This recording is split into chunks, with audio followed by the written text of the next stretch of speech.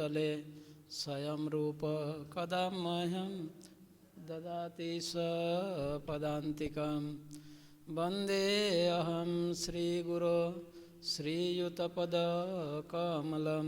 श्रीगुरून् वैष्णवांश्च श्रीरूपं साग्रजातं सहगना रघुनाथान्वितं तं सजीवं स्वाद्वैतं सावधूतं परिजनसहितं कृष्णचैतन्यदेवं श्रीराधाकृष्णपादान् सहगणललिता श्रीविशाखान्वितांश्च नमायं विष्णुपदाय कृष्णप्रेष्ठाय भूतले श्रीमते भक्तिवेदान्त स्वामिनिति नामिने नमस्ते सरस्वती देवे गौरवाणी प्रचारिणे निर्विशेष शून्यवादी पाश्चात्यदेशतारिणे वंशाकल्पतरुभ्यश्च कृपा सिन्धुभ्य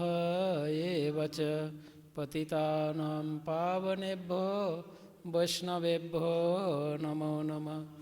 जय श्री कृष्ण चैतन्य प्रभु नित्यानंद श्री अद्वैत गदाधर श्रीवासादि गौरभक्त वृंद। हरे कृष्णा कृष्णा कृष्णा हरे हरे, हरे राम राम राम हरे हरे। जय हरे कृष्ण महामंत्र की जय।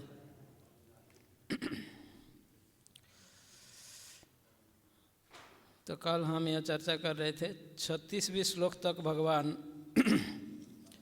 अर्जुन के युद्ध न करने के 6 प्रकार के दोषों का वर्णन किया, जिसका वर्णन 36वें श्लोक तक हुआ है। अब 37वें श्लोक में भगवान अर्जुन को युद्ध करने के आदेश देकर यह कहते हैं, 37वें श्लोक में भगवान ने अर्जुन को युद्ध करने का आदेश देकर यह कहा कि अगर तुम युद्ध में तुम्हारा पराजय हो, मृत्यु हो जाए तो तुम्हें स्वर्ग की प्राप्ति होगा, और यदि विजय प्राप्त करोगे तो राज्य सुख भोग करोगे। हतो वा प्राप्स्यसि स्वर्गम जित्वा वा मोक्षसे मयि। फिर 38वें श्लोक में भगवान यह कह रहे हैं, 38वें श्लोक में भगवान अर्जुन को मन की एक ऐसा स्थिति के विषय में बता रहे हैं जिस स्थिति में व्यक्ति कार्य करने से कोई पाप या कर्मों का बंधन का प्राप्ति नहीं होता है। तो अर्जुन के लिए भगवान यह कह रहे हैं कि यदि तुम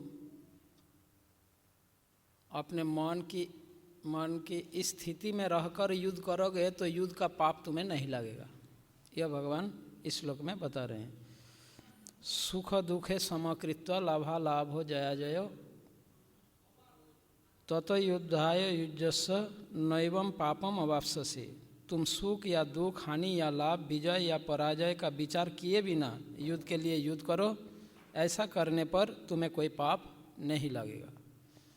तो इस श्लोक में भगवान यही बता रहे हैं कि यदि व्यक्ति अपने मन की स्थिति में रहकर, यानी समभाव रखते हुए लाभ हानि, सुख दुख, जय पराजय आदि, इसके पर विचार किए बिना यदि केवल कर्तव्य बुद्धि से कर्म संपादन करता है, इन सभी पर चिंता किए बिना केवल कर्तव्य बुद्धि से अगर कोई कर्म संपादन करता है तो उन्हें कर्म का बंधन प्राप्त नहीं होता। यही शिक्षा इस श्लोक में भगवान ने दिए हैं। अर्जुन के लिए भगवान यह कह रहे हैं, यदि तुम सुख दुख, लाभ हानि या जय पराजय का विचार किए बिना युद्ध के लिए युद्ध करो कर्तव्य बुद्धि से, तो ऐसा करने पर तुम्हें कोई पाप नहीं लगेगा। तो यह बताया। अब 39वें श्लोक से हम आज फिर चर्चा करेंगे। 39 से हमने डिवाइड किया था 53 तक, जिसमें भगवान बुद्धि योग का वर्णन कर रहे हैं, है ना, निष्काम कर्म योग तथा बुद्धि योग।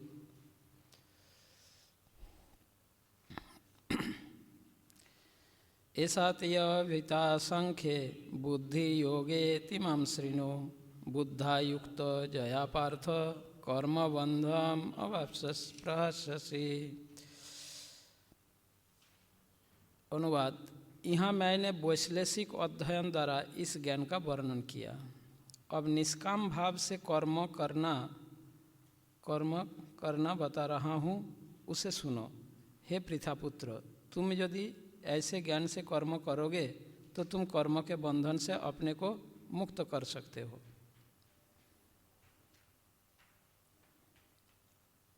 तो भगवान इस श्लोक में यह कह रहे हैं, एक विशेष विधि का वर्णन कर रहे हैं जिसके द्वारा व्यक्ति कर्म बंधन से मुक्त हो सकता है, मुक्त हो जाता है।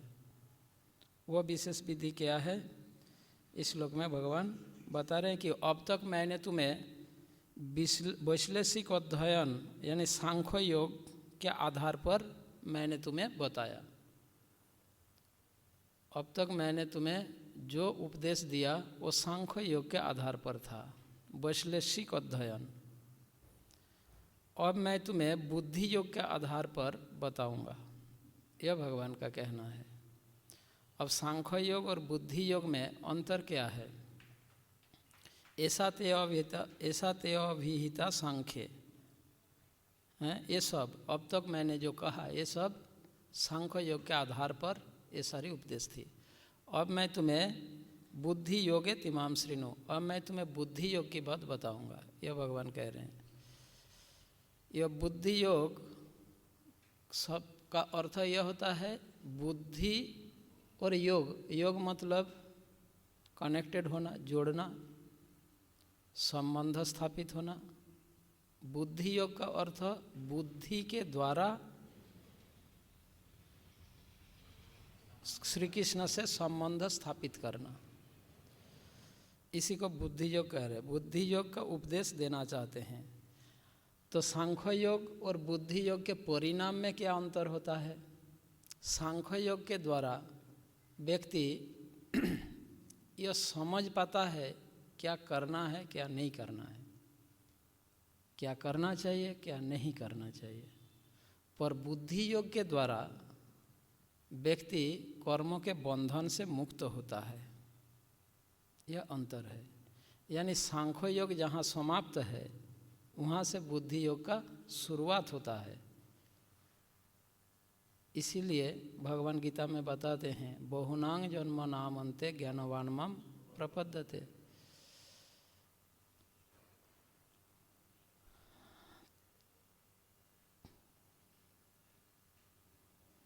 तो अर्जुन को यह भय था कि युद्ध करने से उनका पाप होगा, है ना। अब भगवान यह समझा रहे हैं कि इस युद्ध से उनको पाप नहीं होगा, बल्कि ऐसा विधि का वर्णन कर रहे हैं। केवल युद्ध कर्म ही नहीं, इस विधि के द्वारा कोई सा भी कर्म किया जाए तो वो कर्म के बंधन से मुक्त हो जाएंगे, ऐसा विधि की वर्णन कर रहे हैं भगवान। ठीक है। तो हाँ, बुद्धि योग का दूसरा अर्थ भक्ति योग ही है, जो आगे चलकर इसका स्पष्टीकरण होगा।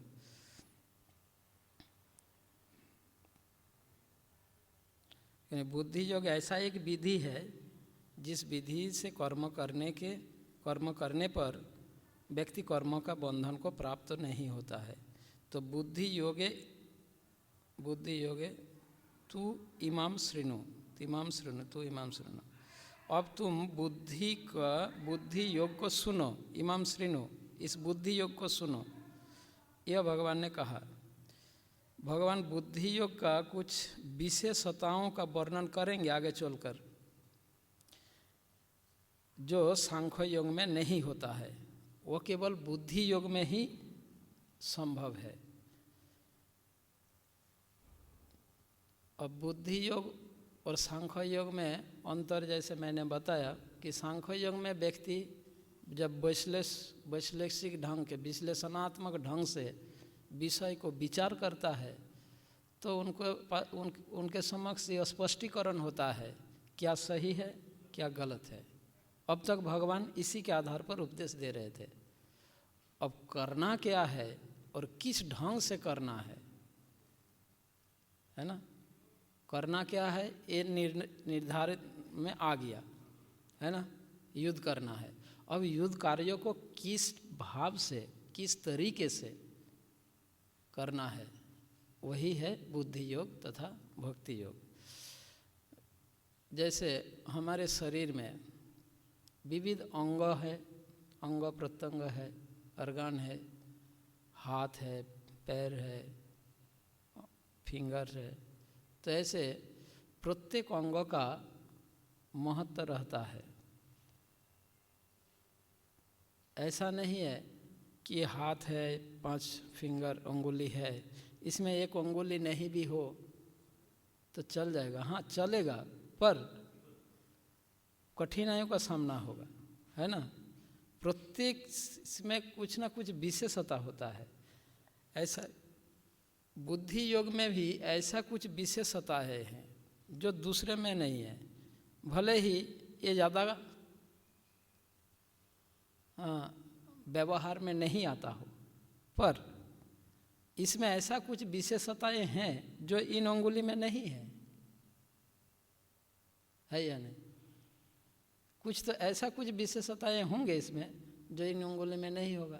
इसमें ऐसा कुछ विशेषताएं हैं कि एक अंगुली नहीं भी हो चलेगा, ऐसी बात नहीं है। कुछ ऐसी विशेषताएं हो जो अन्य किसी अंग में नहीं होता है। ठीक उसी प्रकार बुद्धि योग में ऐसी कुछ विशेषताएं हैं जो दूसरे में नहीं है, सांख्य योग या किसी और विधियों में वो नहीं है। वही बात भगवान यहाँ पर समझा रहे हैं। इस श्लोक में भगवान अर्जुन को पृथा पुत्र कहकर, है ना, पार्थ कहकर संबोधित किया भगवान ने। तो बुद्धि योग का विधि को प्रभुपाद जी इस उदाहरण से समझाते हैं।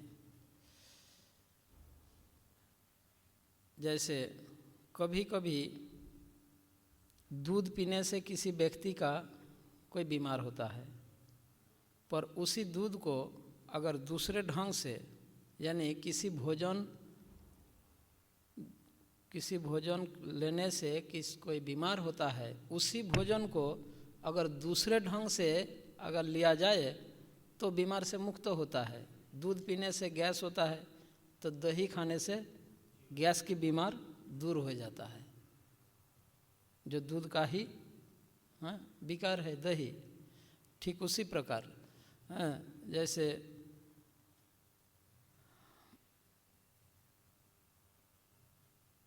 दूसरा उदाहरण यह दिया जाता है चिकित्सा विज्ञान में, है ना। चिकित्सा विज्ञान में यानी बुद्धि योग ऐसा एक विधि है, कर्म करने की ऐसा एक विधि है।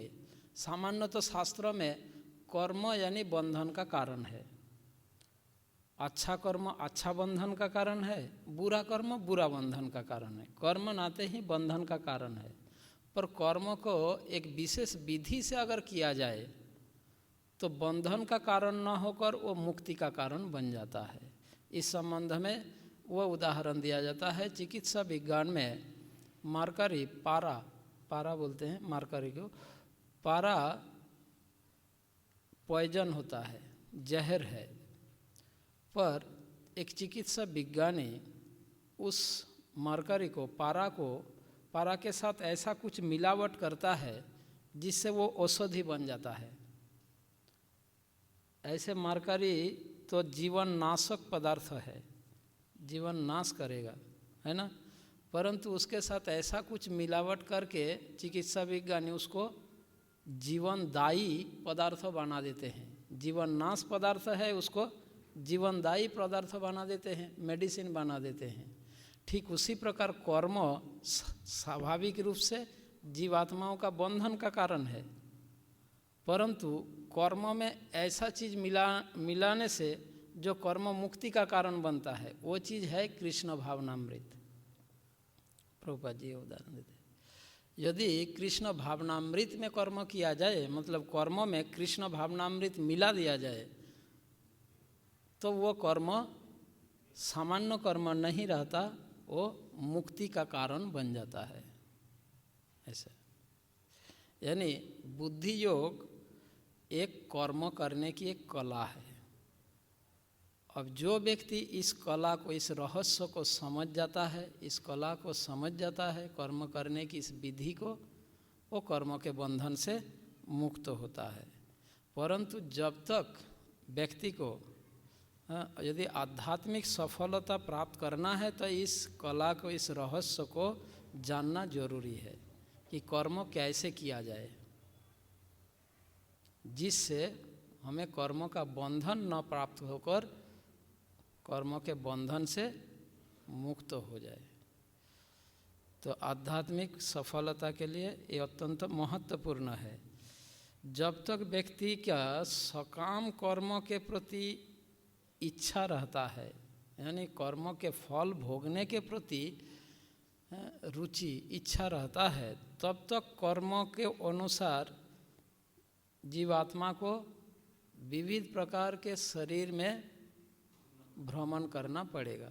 जन्मांतर के अनुसार एक के बाद एक शरीर में उनको शरीर धारण तथा जन्म मृत्यु के बंधन में बंधा रहना पड़ता है। पर यदि व्यक्ति वही कर्म कृष्ण के इच्छा के अनुसार करे, कृष्ण के प्रसन्नता के लिए करे, फल भोगने की इच्छा से नहीं, कृष्ण की प्रसन्नता के लिए किया जाए, तो वो कर्म बंधन के जगह वो बंधन से मुक्ति का कारण बन जाएगा। जो आगे चलकर भगवान इस बात को और स्पष्टीकरण करेंगे, समझाएंगे भगवान। आगे जब आप पढ़ेंगे 6ठे अध्याय में, नहीं अब 4थे अध्याय में भगवान ने यह कहा, नौमांग कर्माणि लिम्पन्ति नौमे कर्म फले स्पृहा। मुझे कोई भी कर्म प्रभावित नहीं कर सकता। मैं कुछ भी करूं, मैं चोरी करूं, मैं स्त्रियों से डांस करूं, या मैं कुछ भी कार्य करूं, मुझे कोई कर्म प्रभावित नहीं कर सकता। कर्मों का प्रभाव मुझ पर नहीं आ सकता। क्यों? क्योंकि मैं भगवान हूँ। मैं चाहे सांसारिक दृष्टिकोण में वो गलत की न लगे, पर भगवान के लिए कुछ गलत नहीं हो सकता, क्योंकि वो पूर्ण है, परफेक्ट है। तो इस कारण भगवान यह बात बता रहे हैं, नौमांग कर्माणि लिम्पन्ति, मुझे कोई कर्म प्रभावित नहीं कर, मैं कर्म द्वारा लिप्त बद्ध नहीं होता हूँ। कोई कर्म मुझे बंध नहीं सकता, किसी कर्म का प्रभाव मुझ पर नहीं आ सकता। ठीक है। और न में कर्म फल स्पृहा, और मुझ में किसी कर्म के फल के प्रति कोई इच्छा भी नहीं है। क्यों होगा? उनमें अभाव क्या है कि किसी कर्म फल पाने की उनमें इच्छा होगा? ठीक है। तो उस श्लोक से वहाँ पे भगवान यह समझा रहे, अतः यदि कोई व्यक्ति भगवान के निर्देश का पालन करता है, तो वास्तव में वो कर्म कौन कर रहा है बताइए? मैंने कुछ आदेश दिया, आपने वो कार्य किया, तो कार्य किया किसने? मैंने या आपने? है ना?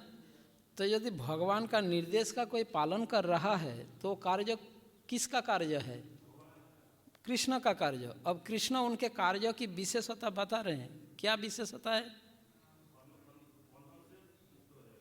मेरा कर्म कोई फल उत्पन्न नहीं करता, कृष्ण ये बता रहे, है ना? कोई भी कर्म, मेरा कोई भी कर्म कोई फल उत्पन्न नहीं करता। तो कृष्ण का आदेश पालन करना यानी कोई कर्मफल उत्पन्न होगा ही नहीं, और कर्मफल उत्पन्न नहीं हुआ तो कर्म बंधन का प्राप्त नहीं होगा। सिंपल लॉजिक है। भगवान ने कहा ना, जन्म कर्म च में दिव्यम, मेरी जन्म तथा कर्म दिव्य है। वो दिव्यता किस प्रकार है वो समझा रहे हैं। हम बोलते हैं भगवान के जन्म और कर्म दिव्य है, पर वो दिव्यता का विशेष किस प्रकार दिव्य है उसका एक्सप्लेनेशन है वो श्लोक। भगवान कौन सी श्लोक में कहा? चौथे अध्याय में 9वें श्लोक में कहा है, जन्म कर्म च में दिव्यम एवं जो व्यक्ति तत्व त्यक्ता देहम पुनर्जन्म न इति मामेति स अर्जुन, कि मेरी जन्म तथा कर्म दिव्य है। ये जो तत्व से जान जाता है वो इस भौतिक शरीर त्यागने के बाद दोबारा भौतिक शरीर प्राप्त नहीं करता।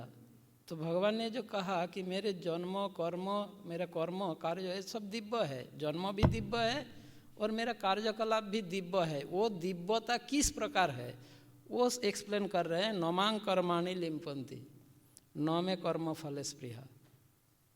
तो भगवान का कार्य वो कोई फल उत्पन्न नहीं करता। वही विधि यहाँ से शुरुआत कर रहे भगवान। इस कर्म तत्व का विश्लेषण यहाँ से भगवान शुरुआत कर रहे। तो कृष्ण भावना भावित कर्म कैसे किया जाए, ठीक है।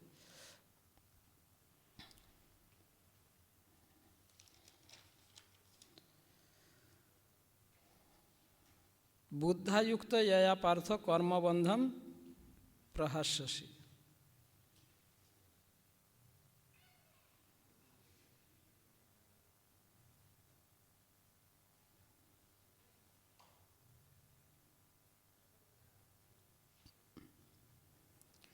और इस श्लोक के पहला सेंटेंस में भगवान ने जो कहा, बुद्धि योगे तु इमाम श्रीनु, बुद्धि योगे तु इमाम श्रीनु, कि अब तुम बुद्धि योग के विषय में सुनो।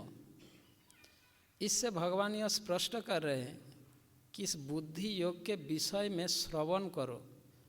हाँ, यानी श्रवण का एक विधि पूर्वक हमें श्रवण करना चाहिए। सुनने का भी एक विधि होता है। श्रोता कोई प्रकार के होते हैं, है ना? हाँ,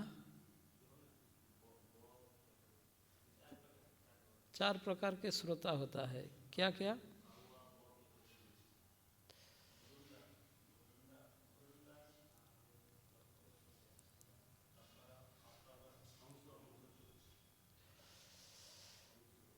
₹25 का श्रोता, 50 रुपया का श्रोता, 75 रुपया का श्रोता और 100 रुपया का श्रोता। ये स्टोरी जानते हैं ना? हाँ, तो उसी प्रकार हमें 100 रुपया का श्रोता बनना चाहिए। नहीं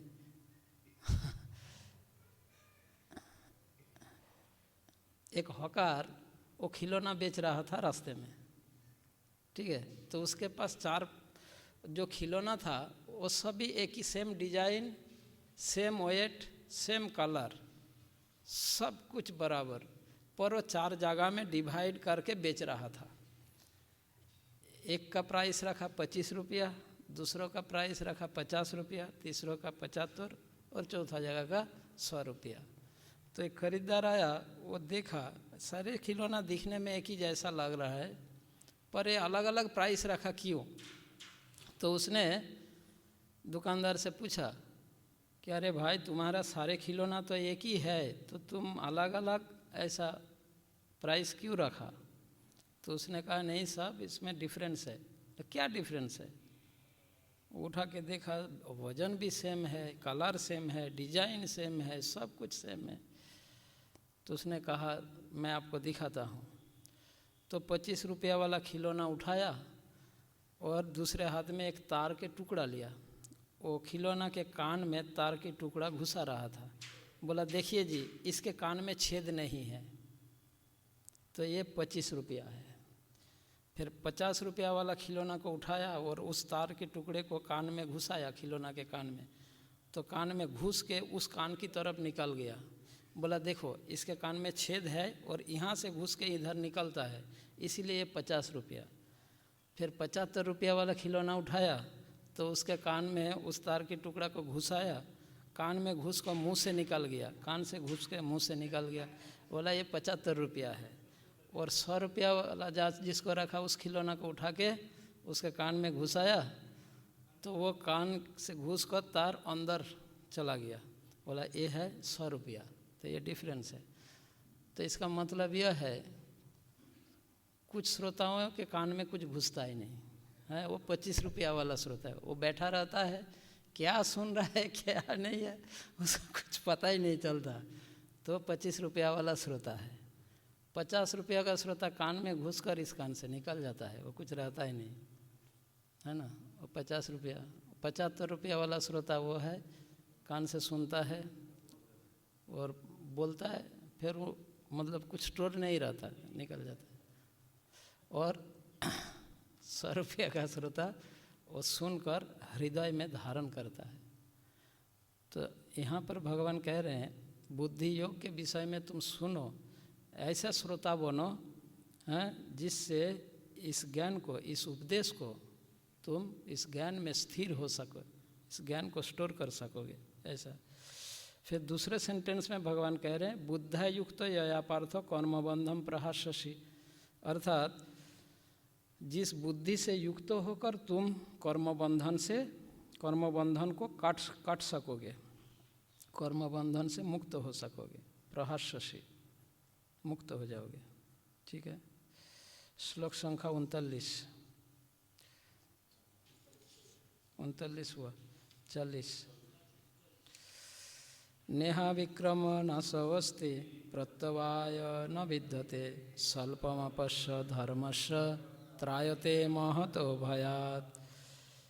अनुवाद, इस प्रयास में न तो हानि होती है न ही ह्रास, अपितु इस पथ पर की गई अल्प प्रगति भी महान भय से रक्षा कर सकती है। अब भगवान उस बुद्धि योग की विशेषताओं का वर्णन कर रहे हैं इस श्लोक में। इस श्लोक में भगवान बुद्धि योग की 3 विशेषताओं बता रहे हैं। पहला है नेहा विक्रम नाशोस्ति, अर्थात इसका आरंभ का नाश नहीं होता। दूसरा विशेषता बता रहे हैं प्रत्यवाय न विद्यते, इसका कोई प्रत्यवाय नहीं होता। प्रत्यवाय शब्द का अर्थ ह्रास होना, प्रत्यवाय शब्द का अन्य अर्थ भी होता है उल्टा परिणाम, बैड रिएक्शन। प्रत्यवाय शब्द का दूसरा अर्थ होता है बैड रिएक्शन, उल्टा परिणाम, कि इसमें इसका कोई दुष्परिणाम, उल्टा परिणाम, बैड रिएक्शन नहीं होता है। और तीसरा विशेषता स्वल्पम अपश्य धर्मस्य त्रायते महतो भयात्, इसका थोड़ा सा प्रगति भी महान भय से मुक्त करता है। तो बुद्धि योग की ये 3 विशेषता है जो भगवान इस श्लोक में बता रहे हैं। वो 3 विशेषता को हम थोड़ा संक्षेप में चर्चा करते हैं। नेहा विक्रम नाशोस्ति, यानी इसके आरंभ का नाश नहीं होता। इसका अर्थ यह है सामान्यतः संसार में हम कोई कार्य करते हैं उसको जब तक हम पूरा नहीं कर लेते 100% उसको हम पूरा नहीं करते तो उसका लाभ प्राप्त नहीं होता है। उदाहरण के लिए कोई विद्यार्थी वो पढ़ाई कर रहा हो, चाहे वो इंजीनियरिंग करे या सीए करे या एमबीए करे या कुछ भी डिग्री या मेडिकल करे, वो पढ़ाई में अगर बीच में वो छोड़ देता है तो उन्हें न डिग्री प्राप्त होता है और न ही नौकरी मिलेगा, यानी कोई लाभ प्राप्त नहीं होता है। इस संसार में किसी भी कार्य में कोई कुछ कंस्ट्रक्शन कर रहा हो, हाँ, उसका नींव फाउंडेशन करके छोड़ दिया, कुछ काम, कोई फल नहीं मिलेगा, है ना, उसका कोई परिणाम। परंतु भक्ति योग, बुद्धि योग तथा भक्ति योग ऐसा है, इसका कोई थोड़ा सा भी शुरुआत करता है वो कभी विनाश नहीं होगा। जहाँ तक होगा आगे चलकर किसी कारणवश अगर वो उसको कंटिन्यू नहीं कर पाया, बीच में छोड़ना पड़ा, पर वो नष्ट नहीं होगा। आगे जब भी शुरू करेंगे वहाँ से शुरू हो जाएगा। जहाँ तक किया, अगर कोई 2% किया तो फिर उसने किसी कारणवश नहीं कर पाया, तो आगे जब भी वो शुरू करेंगे तो 2% जो हुआ वहाँ से फिर स्टार्ट हो जाएगा। ये इसकी विशेषता है भक्ति योग का। उदाहरण जैसे हम देखते हैं, बहुत से भक्त शुरुआत से ही बहुत सब कुछ में बहुत एक्सपर्ट होता है, कीर्तन में, हाँ, जैसे मृदंग बजाने में, करताल बजाने में बहुत एक्सपर्ट होता है। और कोई 20-25 साल तक कृष्ण भावनामृत में रहकर भी ठीक से करताल भी नहीं बजा पाते। क्यों? क्योंकि पूर्व जीवन में जो किया है उसका अभी जो कर रहे वहाँ से शुरू हो गया ना उसका, इसलिए उसमें एडवांसमेंट दिख रहा है। और जो हम अभी आया, अभी तो शुरुआत हो रहा है, आपका एडवांसमेंट नेक्स्ट पता चलेगा। ऐसा प्रैक्टिकल उदाहरण यह होता है। पर इस सांसारिक कार्यकलापों में ऐसी नहीं है। अब ऐसा कोई प्रमाण उदाहरण, ये तो मैं एक प्रैक्टिकल उदाहरण, ये भी प्रमाण है, पर जैसे प्रमाण उदाहरण भरत महाराज का उदाहरण लिया जा सकता है। वो जहाँ तक किया उसके बाद वहाँ से स्टार्ट हो गया। ऐसे शास्त्र में उदाहरण भी है। प्रहलाद महाराज का, हाँ, ध्रुव महाराज, ऐसे बहुत उदाहरण है। परंतु इस संसार में किसी भी कार्य, जैसे मानो कोई अध्ययन कर रहा हो और अध्ययन करते करते बीच में छोड़ दिया और 10 साल बाद जाके वो कहेंगे कि मैंने, हाँ, 5 इयर्स कोर्स था, मैंने किसी कारणवश मेरे को छोड़ना पड़ा, मैंने 2 इयर्स करके छोड़ दिया था। उनको 2 इयर्स में चांस दिया जाएगा, उसके बाद चांस दिया जाएगा? नहीं। ऐसा हो सकता है कि उसको फिर से शुरुआत से करना पड़ेगा, इतना चांस शायद मिल सकता है। ऐसा नहीं कि 2 साल का हो गया, हाँ, 2 सेमेस्टर पूरा हो गया, तीसरा सेमेस्टर से वो शुरू कर सकता है, ऐसा नहीं, ऐसा सिस्टम नहीं है। तो इसी प्रकार भक्ति योग में, बुद्धि योग में ऐसा नहीं है। कोई थोड़ा सा भी करता है तो वो विनाश नहीं होता है। तो नेहा विक्रम नाशो अस्ति प्रत्यवाय न विद्यते, इसका कोई प्रत्यवाय नहीं है, कोई ह्रास नहीं होता है। सांसारिक कार्यकलापों में कोई कंस्ट्रक्शन करके छोड़ दिया, 5 साल बाद फिर उसमें अगर कंस्ट्रक्शन शुरू करेंगे तो ऑलरेडी 5 साल का आयु उसका ख़त्म हो गया।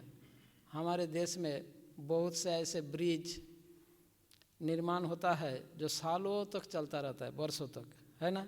जब वो पूरा होता है ऑलरेडी उसका 50% आयु खत्म हो जाता है, और कब तक चलेगा? कुछ ही दिनों में टूट पड़ता है कुछ ही दिनों में वो ब्रिज टूट जाता है। पूरा होने का 5 साल बाद ही टूट जाता है। कारणीय है। अभी भी बहुत से पुराना ब्रिज है जो, हाँ, अंग्रेजों के समय बना हुआ है, अभी भी चल रहा है या नहीं? क्यों? क्योंकि काम को यथा समय पूरा किया। और हमारे यहाँ भी ऐसा ही राजनीतिक परिस्थिति ऐसा है, एक गवर्नमेंट अगर किसी प्रोजेक्ट को शुरुआत करता है और नेक्स्ट टाइम अगर दूसरा गवर्नमेंट आ गया उस प्रोजेक्ट को बंद कर देगा, उसको हाथ ही नहीं लगाएगा। फिर से दोबारा वो गवर्नमेंट अगर आएगा तभी वो कार्य पूरा होगा, नहीं तो पड़ा रहा 5 साल 10 साल ऐसे पड़ा रहता है। तो इस संसार के ऐसा ही स्थिति है। परंतु आध्यात्मिकता में ऐसा नहीं है। ये ह्रास नहीं होता है। यह भगवान प्रत्यवाय कि अब कोई व्यक्ति भगवान की भक्ति में थोड़ा सा प्रगति करके किसी कारणवश वो आगे उसको कंटिन्यू नहीं कर पाए, बंद पड़ गया मान लीजिए, तो इसका मतलब यह नहीं है कि 1 जन्म 2 जन्म 5 जन्म 10 जन्म बाद भी अब जब भक्ति में वो अगर आए तो उसका वो कोई घटेगा नहीं, वहाँ से जैसा कि ऐसा ही है वहाँ से शुरुआत हो जाता है। तो ये इसकी दूसरी विशेषता है। और प्रत्यवाय शब्द का दूसरा अर्थ जो है बैड रिएक्शन। भक्ति में कोई बैड रिएक्शन नहीं है, कोई उल्टा परिणाम नहीं होता। इसका अर्थ यह है बुद्धि योग में, भक्ति योग में अगर कुछ मिस्टेक भी हो जाए तो भी उसका कोई बैड रिएक्शन नहीं होगा। भक्ति योग के अतिरिक्त किसी भी आध्यात्मिक कर्म हो या भौतिक कर्म हो, उसमें अगर मिस्टेक होगा तो उसका दुष्परिणाम, उल्टा परिणाम भोगना पड़ेगा। भौतिक कर्म में तो रिएक्शन है ही, every action have equal and opposite reaction.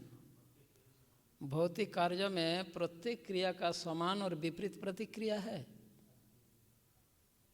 परंतु आध्यात्मिक कार्य जो आध्यात्मिक कार्यों में भी बुद्धि योग में, भक्ति योग में इसका कोई रिएक्शन ही नहीं है।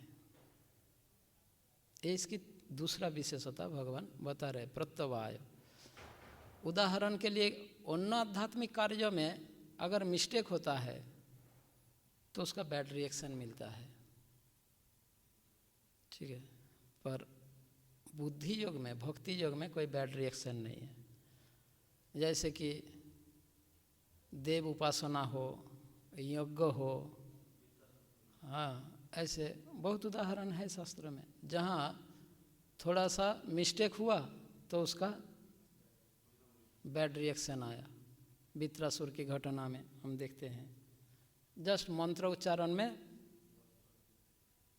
थोड़ा सा मिस्टेक हुआ, मंत्र उच्चारण करने में, इंद्र शत्रु विवर्धस्य स्वाहा यह मंत्र था, इंद्र शत्रु विवर्धस्य स्वाहा यह करना था, पर इस मंत्र उच्चारण में उनका थोड़ा मिस्टेक हुआ था। क्या मिस्टेक था? इंद्र शत्रु विवर्धस्य, इसमें इस मंत्र में इंद्र शत्रु पूर्व पद और विवर्धस्य उत्तर पद, तो इस मंत्र उच्चारण का विधि यह था कि पूर्व पद में अधिक बल दिया जाए और उत्तर पद में कम बल दिया जाए उच्चारण करते समय। मिस्टेक यह हुआ, पूर्व पद में कम बल दिया और उत्तर पद में अधिक बल हो गया, और परिणाम स्वरूप इंद्र शत्रु विवर्धस्य, इंद्र का शत्रु वर्धित हो, इसका मीनिंग है इंद्र का शत्रु वर्धित हो, यह कहकर वो आहुति दे रहा था। अब इंद्र शत्रु शब्द को अधिक बल देने का निर्देश था, जबकि इंद्र शत्रु में कम बल देकर विवर्धस्य शब्द में पद में अधिक बल दे दिया, जिस कारण उल्टा परिणाम हो गया। इंद्र को मारने वाला उत्पन्न करना था, अब हो गया इंद्र जिसको मारेगा, ऐसा हो गया। तो उच्चारण की थोड़ा सा मिस्टेक में ऐसा ही। तो इसीलिए आध्यात्मिक कार्य, बुद्धि योग में आध्यात्मिक कार्यकलाप अनेक प्रकार है, उनमें से बुद्धि योग की विशेषता यह है, इसमें कोई भी मिस्टेक हो उसका कोई बैड रिएक्शन नहीं है। बुद्धि योग में आप गीता, भागवत आदि जो भी श्लोक उच्चारण करना हो, पढ़ना हो, या भगवान का नाम कीर्तन करना हो, उसमें अगर मिस्टेक भी हो तो कोई बैड रिएक्शन नहीं है। आप ठीक से उच्चारण किया नहीं तो कोई बैड रिएक्शन भोगना नहीं पड़ेगा। ऐसे बहुत से भक्त हैं जो हरे कृष्ण महामंत्र भी ठीक से बोल नहीं पाता, जो चीन देश के भक्त लोग हैं वो क्या उच्चारण करते हैं? हले कृतना कृतना कृतना हले हले हले लाम लाम लाम हले हले। वो तो र उच्चारण ही नहीं कर पाता, वो तो हरे को हले बोलता है। हले कृतना कृतना कृतना हले हले हले लाम लाम लाम हले हले, ऐसे उच्चारण करता है। ऐसे भक्त तो क्या वो तो गलत उच्चारण कर रहा है, क्या उसको गलत परिणाम मिलेगा? नहीं। भक्ति योग, बुद्धि योग, ये भगवान का एक नाम है भावग्राही जनार्दन। भगवान भक्तों के भावनाओं को ग्रहण करते हैं, भक्तों के हृदय का भाव को स्वीकार करते हैं। वो यह नहीं देखते कि वो सही उच्चारण कर रहा है, गलत उच्चारण कर रहे हैं। उसके हृदय में क्या भाव है वो भगवान स्वीकार करते हैं। ठीक जिस प्रकार एक स्नेहशील पिता अपने छोटा बच्चा शिशु संतान की मिस्टेक को नहीं देखता। जो छोटा बच्चा है अभी तक जिसको बोलना नहीं आता, ठीक से वो बोलना नहीं सीखा, पापा को पा पा ऐसा बोल रहा है, पापा ठीक से उच्चारण नहीं कर पा रहा है, पर वो जो पापा के पास आके पा पा कर रहा है, इससे पापा को बहुत खुशियाँ मिलती है। वो पापा बोल नहीं पाया इसके लिए उसका वो दोष वो नहीं देखते। एक पिता देखते हैं कि उनके बच्चा कितना प्रयास कर रहा है पापा बोलने के लिए, और उसी से वो बहुत प्रसन्न होते हैं। ठीक उसी प्रकार भगवान यह नहीं देख रहे कि आप कितने सही ढंग से उच्चारण कर पा रहे हो, उस पर वो निर्णय नहीं लेते, हृदय की भावना को देखते हैं। इसका मतलब यह नहीं है कि आप सही उच्चारण कर सकते हो और करते नहीं, तब तो गलत होगा। वही बच्चा जब बड़ा हुआ, बोलना सीख गया ठीक से, और पापा के पास आके कहेगा पा पा, तो पापा को खुशी नहीं मिलेगा, उल्टा एक थप्पड़ लगाएगा, मजाक करने आया है या नहीं। पर उसको जब बोलना नहीं आ रहा है, जब उसमें सामर्थ्य नहीं है, तब जब वो पापा कर रहा था उसको खुशी मिल रहा था। पर जब बोलना आता है और जाके पापा के पास पापा करेगा तो पापा को खुशी नहीं मिलेगा, बल्कि उल्टा थप्पड़ लगाएगा, है ना। तो यहाँ पर भगवान ये बता रहे हैं कि प्रत्यवाय न विद्यते, इसका कोई उल्टा परिणाम नहीं है। और तीसरी विशेषता बताया स्वल्पम अपश्य धर्मस्य त्रायते महत भयात। थोड़ा सा भी करे, स्वल्पम अपि अश्य। स्वल्प शब्द सु तथा अल्प, ये दोनों से स्वल्प शब्द बनता है। सु शब्द का दो अर्थ है, सु मतलब बहुत और सु मतलब सुंदर, और अल्प मतलब थोड़ा। तो सु का अर्थ अगर बहुत माना जाए तो स्वल्प शब्द का अर्थ होगा बहुत थोड़ा,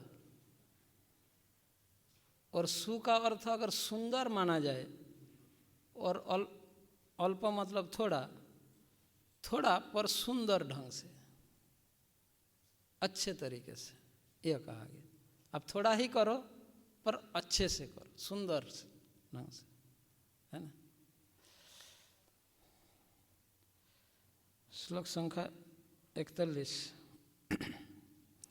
व्यवसायात्मिका बुद्धि एकेह कुरु नंदन, बहुसखा ही अनंतश्च बुद्धेय व्यवसायिनाम। दूसरा एक बात प्रभुपाद जी 40वें श्लोक के तात्पर्य के एंड में बताया कि भौतिक कार्यकलाप यह शरीर समाप्त होने के बाद समाप्त हो जाता है, परंतु वही जो हमने बताया कि इसका कोई नाश नहीं होता। इस संबंध में प्रभुपाद तात्पर्य के अंत में बता रहे हैं, देखिए भौतिक कार्य तथा उनके फल शरीर के साथ ही समाप्त हो जाते हैं, किंतु कृष्ण भावनामृत में किया गया कार्य मनुष्य को इस शरीर के विनष्ट होने पर भी पुनः कृष्ण भावनामृत तक ले जाता है। ठीक है, 41वें श्लोक में भगवान यह कह रहे जो इस मार्ग पर चलते हैं, ये प्रयोजन में दृढ़ रहते हैं, और उनका लक्ष्य भी एक होता है। हे कुरुनंदन, जो दृढ़ प्रतिज्ञ नहीं है उनकी बुद्धि अनेक शाखाओं में विभक्त रहती है।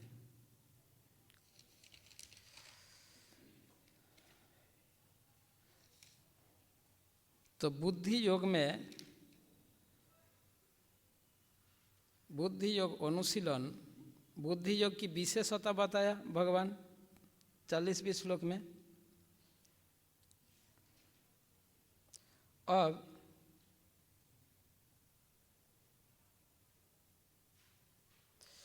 उस बुद्धि योग की उस विशेषता को आगे और कंटिन्यू कर रहे हैं इस श्लोक में। ये बुद्धि योग में स्थित व्यक्ति की बुद्धि किस प्रकार होता है, बुद्धि योग में लगे हुए, भक्ति योग में लगे हुए व्यक्ति की बुद्धि किस प्रकार होता है, जो उसे कर्म बंधन से मुक्त करने के लिए मुक्त करने वाला वो जो बुद्धि वो किस प्रकार होता है, वो दृढ़ संकल्प बुद्धि होता है। यह भगवान इस श्लोक में बता रहे हैं। व्यवसायत्मिका बुद्धि एक कुरुनंदन, एक ही होता है। व्यवसायत्मिका शब्द का अर्थ, व्यवसायत्मिका, व्यवसाय शब्द का अर्थ दृढ़ संकल्प है ना।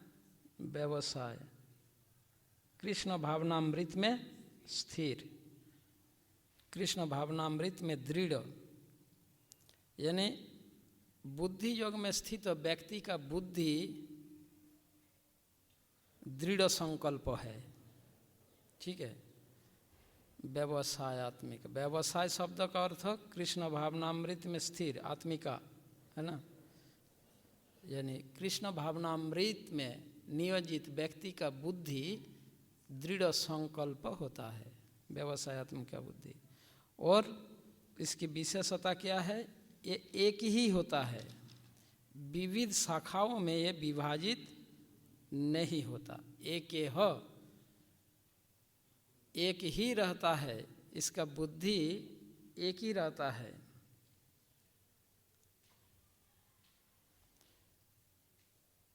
एक यह शब्द का एक अर्थ यह भी होता है इस संसार में। तो व्यवसायत्मिका बुद्धि योग में नियोजित व्यक्ति का बुद्धि व्यवसायत्मिका होता है, दृढ़ संकल्प होता है, और वह एक ही होता है, बुद्धि अलग अलग शाखाओं में विभाजित नहीं होता।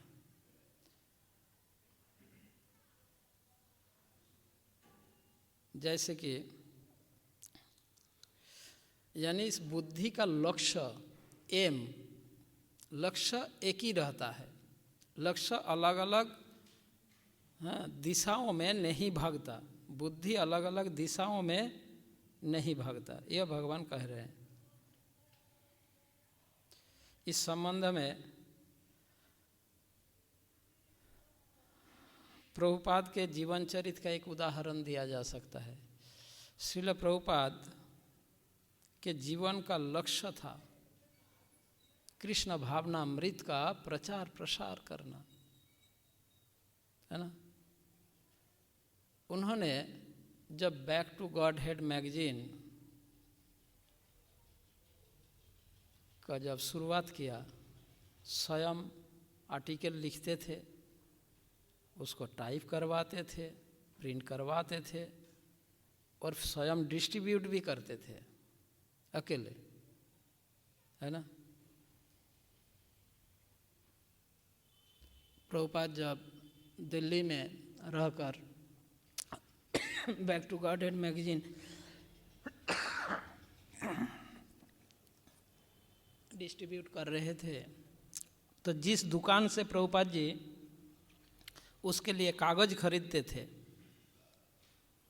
उस दुकानदार के पास गए थे, तो दुकानदार ने प्रभुपाद जी से कहा कि स्वामी जी, आप इसके लिए इतना कॉस्ट क्यों उठा रहे हो, इतने गर्मी में, धूप में, रास्ते में आप इसको डिस्ट्रीब्यूट, इतना कॉस्ट क्यों उठा रहे हैं आप।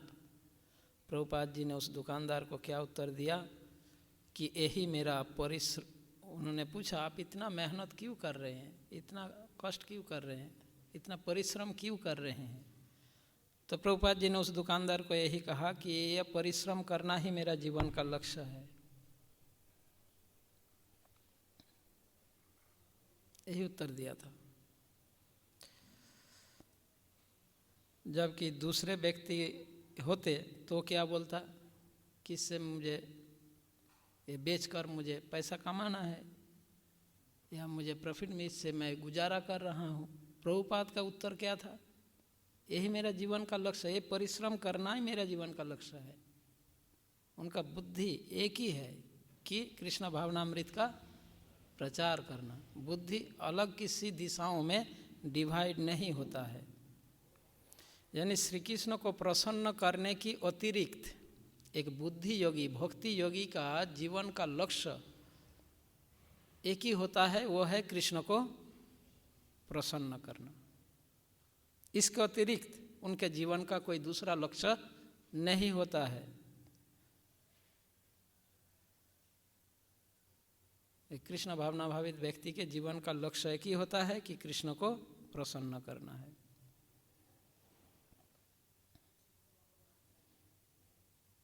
कभी कभी भक्त के जीवन में विविध प्रकार के प्रलोभन आता है, जिस कारण भक्त का बुद्धि कृष्ण भावनामृत से डाइवर्ट हो जाता है, अन्य शाखाओं में चला जाता है, विविध प्रकार के प्रलोभन के कारण। पर भगवान अपने भक्तों को सदैव सुरक्षा देते हैं, कभी कभी टेस्ट करते हैं, है ना। प्रलोभन के द्वारा भगवान टेस्ट लेते हैं कि भक्त उनके प्रति कितना समर्पित है। श्रील विश्वनाथ चक्रवर्ती ठाकुर इस श्लोक की टीका में यह कहा कि ये जो भक्ति योग, बुद्धि योग का जो बुद्धि, व्यवसायत्मिका बुद्धि, ये एक ही है। इस श्लोक के टीका में विश्वनाथ चक्रवर्ती ठाकुर कहते हैं कि मेरे गुरुदेव ने श्री भगवान के श्रवण, कीर्तन, स्मरण आदि का जो निर्देश दिया है, यही मेरा जीवन है। किसी भी अवस्था में मैं इसे छोड़ नहीं सकता, छोड़ने में असमर्थ हूँ। यही मेरा कामना है तथा यही मेरा कार्य है। इसके अतिरिक्त मैं स्वप्न में भी कोई अभिलाषा तथा कार्य नहीं कर सकता। और इस कार्य में यदि मुझे सुख मिले या दुख मिले, मेरा संसार नष्ट हो जाए अथवा न हो, उससे मेरा कोई लेना देना नहीं। यह है व्यवसायत्मिका बुद्धि का लक्षण। पर हमारी बुद्धि व्यवसायत्मिका न होने के कारण हम सोचते हैं यदि भजन में मेरा कुछ बाधा आ जाता है तो हम क्या सोचते हैं, हमारी बुद्धि क्या है कृष्ण भावनामृत में, किसी डिपार्टमेंट में हम सेवा कर रहे हैं, कुछ बाधा आया, नहीं मुझे इस डिपार्टमेंट में सेवा नहीं करना, मुझे डिपार्टमेंट चेंज करना है।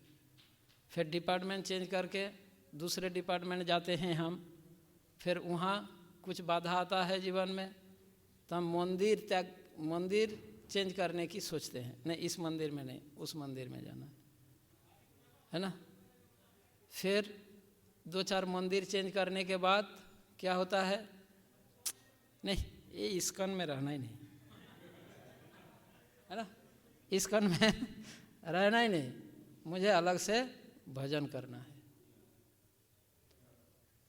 तो यह है हमारी व्यवसायत्मिका बुद्धि है ही नहीं।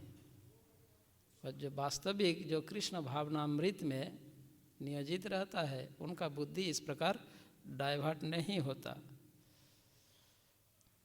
किसी भी परिस्थिति क्यों ना आए, उनका बुद्धि एक ही रहता है। प्रभुपाद जी कहते हैं अगर इस्कॉन नरक भी बन जाए तो भी इस्कॉन को छोड़ना नहीं चाहिए। इस्कॉन अगर नरक भी बन जाए तो भी इस्कॉन छोड़ना नहीं। तो और क्या चाहिए, कौन क्या कर रहे हैं, क्या हो रहा है, क्यों, हाँ, दिखना ही नहीं चाहिए हमें। तो इसलिए इसके लिए हमें विचलित नहीं होना चाहिए। प्रभुपाद जब यहाँ तक कह दे अगर इसको नरक भी बन जाए तो भी इसको छोड़कर नहीं जाना।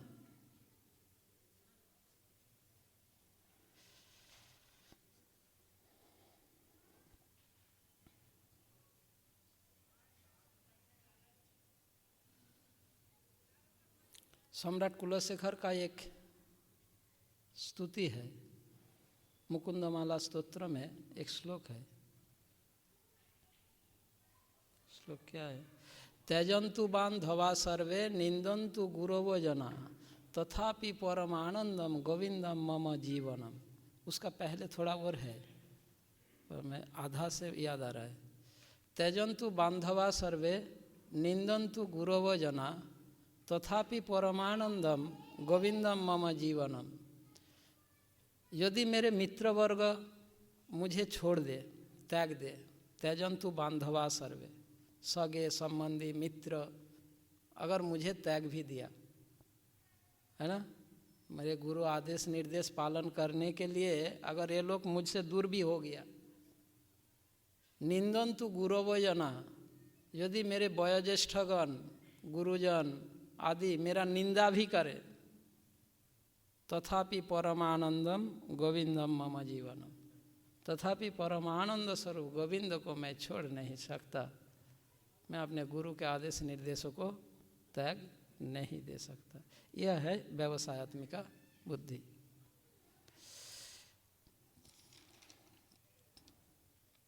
बहुसखा ही अनंतश्च बुद्धे अव्यवसायिनाम।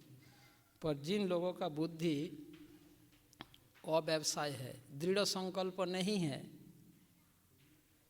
व्यवसायत्मिका बुद्धि का लक्ष्य एक ही होता है। पर जिन लोगों का बुद्धि व्यवसाय नहीं है, अव्यवसाय, बुद्धे अव्यवसायिनाम, अव्यवसायिनाम यानी जिनका बुद्धि दृढ़ संकल्प नहीं है। व्यवसाय मतलब दृढ़ संकल्प, अव्यवसाय मतलब दृढ़ संकल्प नहीं है, वो बहुशाखा में विभाजित हो जाता है। व्यवसाय शब्द का एक अर्थ व्यापार भी है, बिजनेस भी है ना। तो अगर व्यवसाय शब्द का अर्थ व्यापार माना जाए तो एक व्यापारी का बुद्धि एक ही रहता है, मुनाफा अर्जन, प्रॉफिट, लाभ। व्यापार में वो केवल लाभ देखता है, वो और कुछ नहीं देखेगा। नहीं ये मेरा फ्रेंड है, इसको कम में दे दे, नहीं। एक्चुअल व्यापारी जो होगा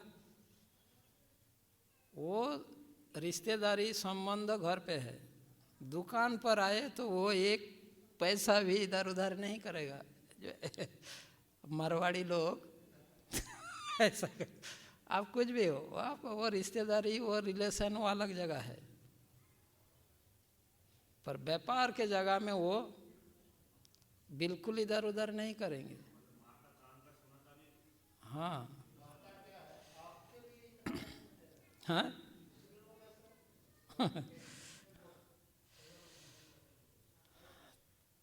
तो हमें इस बात को, इससे हमें हमारी भक्ति जीवन में, व्यवहारिक जीवन में हमें यह समझना चाहिए, हमें यह मनुष्य शरीर प्राप्त हुआ है, इस शरीर में हमें व्यापार करना है, बिजनेस करना है।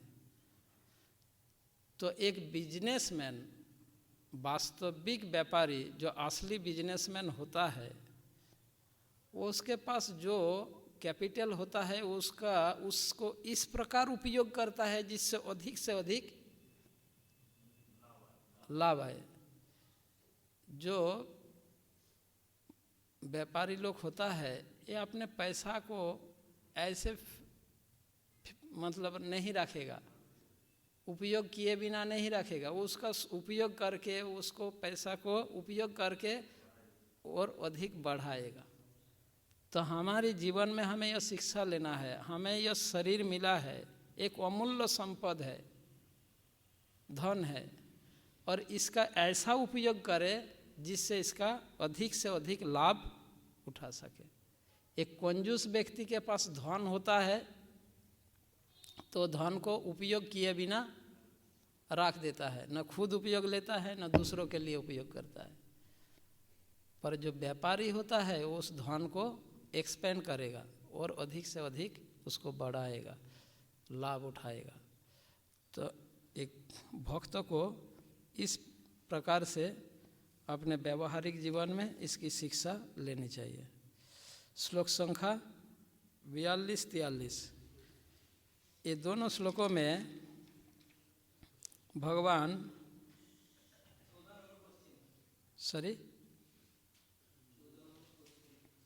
14 नंबर क्वेश्चन बाद में हम देखेंगे। 14 नंबर क्वेश्चन क्या है? अच्छा, व्यवसायत्मक बुद्धि, दूसरे अध्याय में ना, देखता हूँ, एक सेकंड।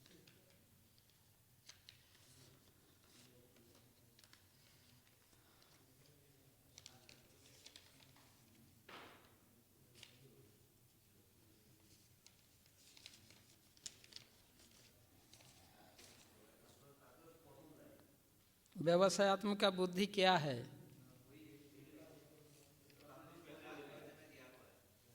हाँ,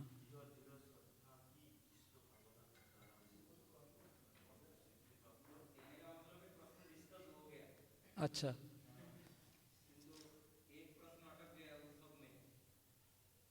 कौन सा? किस प्रकार से हिंसा मनुष्य के लिए लाभदायक हो सकता है, ये भी चर्चा हुआ है। अपने आप पर हिंसा करना चाहिए तो लाभदायक होगा, ठीक है। अपने दुष्ट मन से हिंसा करना चाहिए, अपने आप पर इंट्रोस्पेक्शन, उस हाँ, अपने में कमी देखो और अपने दुष्ट विचार, कलुषित मन, कलुषित हृदय, उसके प्रति हिंसा करो, उसको दंड दो तो लाभदायक है। इसके अतिरिक्त हिंसा का और कोई दूसरा कहीं भी प्रयोग करोगे कोई लाभ बेनिफिट नहीं है। वो तो भक्तों का ही तो देश कर रहे हैं। आप भी एक भक्त हो और आपसे वो देश कर रहे हैं आपके कलुषित मन, मुझसे देश कर रहे हैं मेरा कलुषित मन, मेरा कलुषित हृदय। हाँ, तो हिंसा करना है तो वहाँ से शुरू करो हिंसा। वो जब कर पाएंगे तब आप, कोई अन्य व्यक्ति अगर विष्णु वैष्णव से हिंसा करता है तो हिंसा का प्रयोग करना, तब सक्सेस होंगे। जो व्यक्ति स्वयं की अंदर जो हिंसा भाव है उससे हिंसा नहीं कर रहा है और किसी और हिंसा को दूर करना चाहता है या उस पर प्रयोग करना चाहता है, वो सक्सेस नहीं हो सकता। प्रहलाद महाराज हिरण्यकशिपु को कहा, पिताजी बहुत सुंदर उपदेश दिया प्रहलाद महाराज, जो भी है। तो इसका उत्तर तो वही, वो कौन सी श्लोक पर है ये देखना है, प्रभुपाद के तात्पर्य में मिल जाएगा इसका उत्तर। जब जहाँ तक हमने किया उसके बाद जब करेंगे हम ढूंढ लेंगे, ठीक है।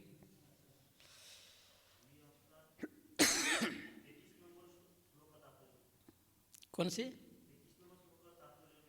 हाँ, प्रेमानंद प्रभु जैसे कुछ भक्त तो होंगे जो ढूंढ ढूंढ के वो निकालने वाला है। आप इतना टेंशन क्यों ले रहे हो?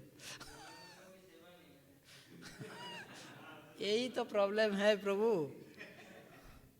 आप अगर कहें ना इस संसार में ऐसा एक प्राणी नहीं मिलेगा जो बिजी नहीं है।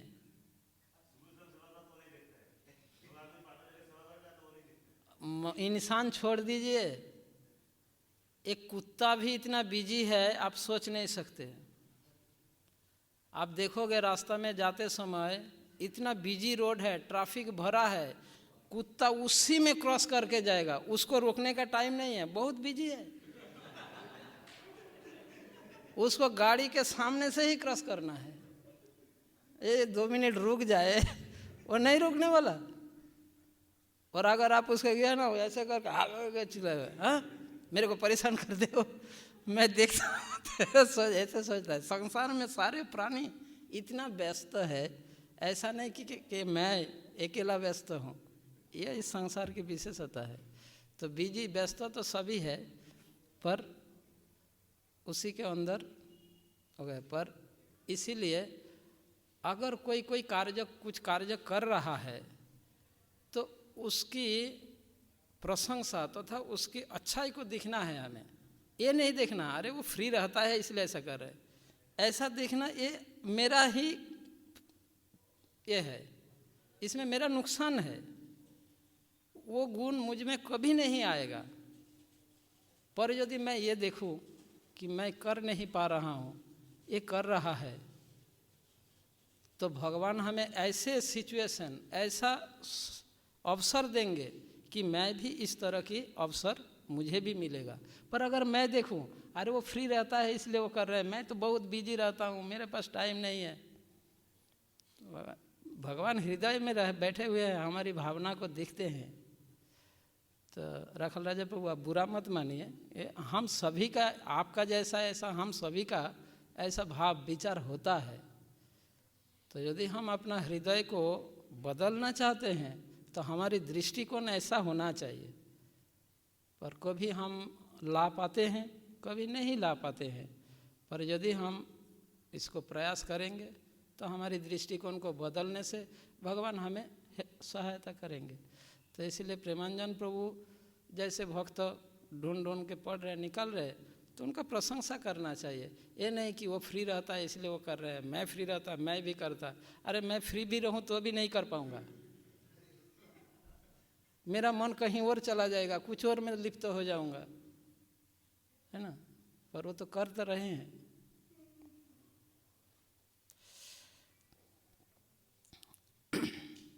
श्लोक 42-43 यामिमां पुष्पितां वाचं प्रवदन्ति अविपश्चित वेदवाद रता पार्थ नान्नदस्ति निवादिदिन कामात्मान सर्गपरा जन्म कर्म फलप्रदां क्रिया विशेष बहुलां भोगैश्वर्य गतिं प्रति। ते दोनों श्लोक में भगवान यहाँ पर वेदों के कर्मकांडों की निंदा करते हुए बुद्धि योग की महत्ता को, पहले बुद्धि योग के बारे में बताया, अब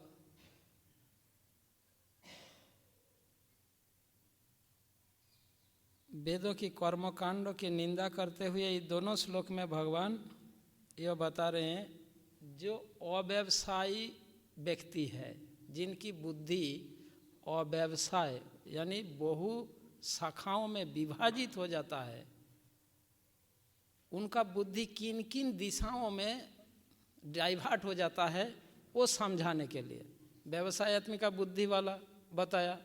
अव्यवसायत्मिका बुद्धि, जिनका बुद्धि विभिन्न शाखाओं में विभाजित होता है, उसको एक्सप्लेन कर रहे किस प्रकार विभिन्न शाखाओं में विभाजित होता है, उसको समझाने के लिए वेदों के कर्मकांडों के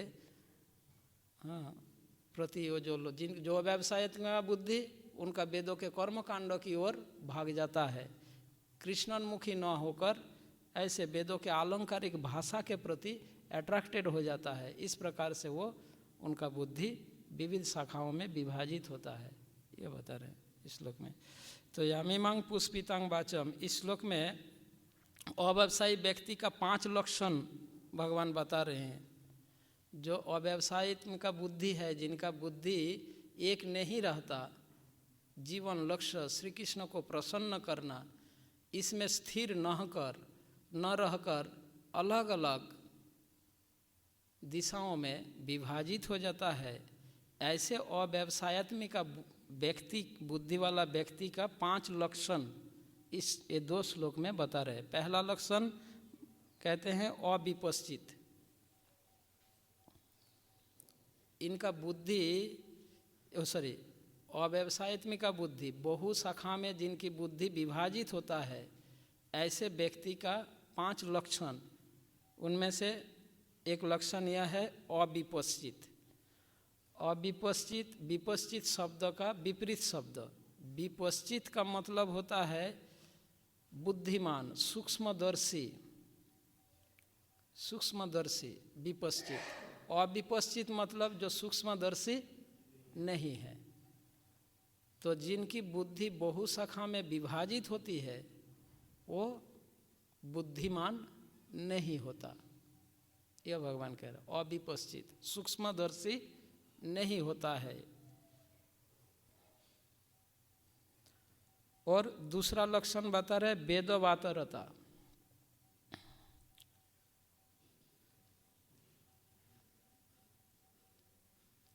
ये सूक्ष्मदर्शी अविपश्चित जो बताया ना, सूक्ष्मदर्शी नहीं है, इसका आगे चलकर भगवान इसका और स्पष्टीकरण करेंगे गीता में कि एक सूक्ष्मदर्शी व्यक्ति ही देख पाता है जीवात्मा का देहांतरण, एक जीवात्मा एक शरीर से अन्य शरीर में कैसे परिवर्तन कर रहे हैं, शरीर में रहकर वो किस प्रकार से विषय भोग की वासनाओं में रहकर विषयों का भोग कर रहा है, कर्म के बंधन में बंध रहे हैं। तो एक सूक्ष्मदर्शी व्यक्ति इसको, जिसका ज्ञान चक्षु है, वो देख पाता है, अन्य नहीं देख पाता। इस विषय का स्पष्टीकरण आगे गीता में भगवान करेंगे। तो अविपश्चित शब्द का अर्थ ऐसे व्यक्ति जो बुद्धिमान नहीं है तथा सूक्ष्मदर्शी नहीं है। वेदवादरता दूसरा लक्षण। वेदवादरत, वेदवाद में जो रत, रत मतलब नियोजित। वेदवाद शब्द का अर्थ वेदों के, वेदों के अनुयायी तथा वेदों के कर्मकांड के प्रति आसक्त, यानी वेदों के शब्दों को, भाषा को, आलंकारिक भाषा को सुनकर, पढ़कर हर्षित होता है। आह, कितना बढ़िया है, ऐसा उसको कहा गया वेदवादरत। वेदों के शब्दों में के प्रति आकर्षित होता है और आकर्षित होकर उसी को जीवन का सर्वोच्च मान लेता है। इसी को कहा गया वेदवादरता। ऐसा कौन सा शब्द के प्रति? पुष्पिताम वाचम। वेदों के आलंकारिक भाषा के प्रति जो लोग आलंकारिक भाषा को सुनकर जो हर्षित होता है, उसे कहा गया वेदवादरता। फिर तीसरा लक्षण बता रहे हैं नान्नदस्तीतिवादिन, न अन्नदस्तीतिवादिन, नन्नदस्ति इतिवादिन। अर्थात इनका कहना है कि इससे बढ़कर और कुछ नहीं है, यही सर्वोपरि है। वेदों के आलंकारिक भाषा में जो बताया गया है, उनका मान्यता है कि इनका अव्यवसायत्मिक बुद्धि वाला, जो अल्पज्ञानी, जो बुद्धिमान नहीं है, उनका मान्यता है यही सबसे, इससे बढ़कर और कुछ नहीं। अल्पज्ञानी व्यक्ति सोचता है कि वेदों के अभिप्राय, वेदों का उद्देश्य यही है। ठीक है, जबकि वेदों के कर्मकांडों में जो कहा गया वो वेदों का वास्तविक उद्देश्य नहीं है।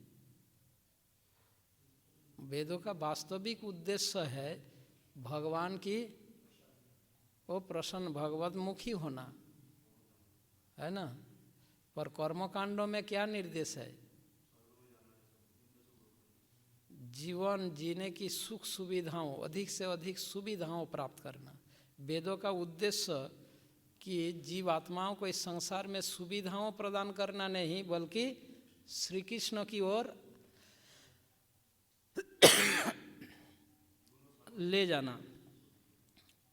अब चौथा लक्षण ये बता रहे हैं, कामात्मानो।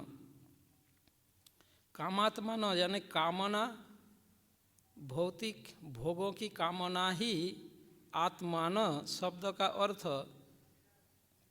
कि जीवन का लक्ष्य भौतिक कामना पूर्ति करना ही, पूरा करना ही जीवन का लक्ष्य है। इनका लक्ष्य नहीं होता है। भोगों की कामना पूर्ति ही जीवन का लक्ष्य है। कामात्मान, कामना पूर्ति ही जीवन का लक्ष्य है। और स्वर्गपरा, स्वर्ग आदि उच्च लोक के प्रति परायण होना। स्वर्गपरा, परा शब्द का अर्थ परायण होना, आसक्त होना, अनुरक्त होना। स्वर्ग आदि उच्च लोक के प्रति आसक्त, अनुरक्त होना। तो ये 5 लक्षण है किनका? अव्यवसायित्मिका बुद्धि जिन लोगों का है, जिनका बुद्धि कृष्ण भावनामृत में स्थिर नहीं है, ऐसे व्यक्ति का लक्षण ये 5 लक्षण है। जिसका बुद्धि कृष्ण भावनामृत में स्थिर नहीं है, बहु शाखाओं में विभाजित होता है, ऐसे व्यक्ति के 5 लक्षण: अविपश्चित, वेदवादरत, नान्यदस्तिवादीन, कामात्मान और स्वर्गपरा। ठीक है। अब वेदों की वो आलंकारिक भाषा का क्या विशेषता है वो भी बताया यहाँ भगवान। वेदों की उस भाषा की विशेषता क्या है? पहला है यामीमांग पुष्पितांग वाचम। पहला विशेषता यह बता रहे, अल्पज्ञानी व्यक्ति जो अविपश्चित है, जो अव्यवसायित्मिका बुद्धि वाला है, ये वेदवाणी का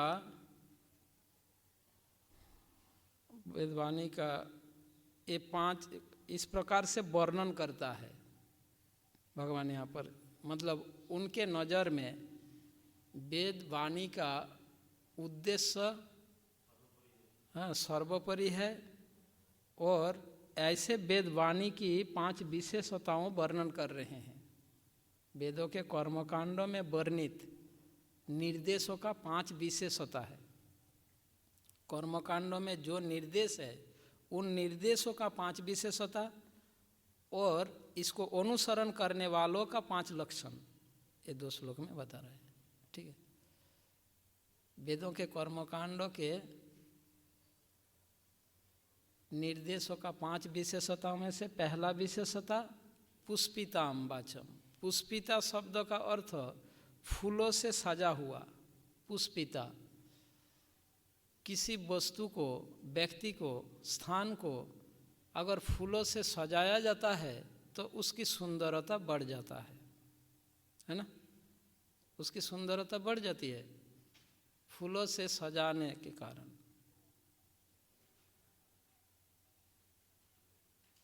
जबकि उसका असली रूप उतना सुंदर नहीं है, पर फूलों से सजाने के कारण उसको सुंदर लग रहा है। तो वेदों के ये जो निर्देश, ये निर्देश एक्चुअली में सुंदर नहीं है, पर आलंकारिक भाषा के कारण वो सुंदर लग रहा है। ये कहा गया। पुष्पिता शब्द का अर्थ फूलों से सजा हुआ।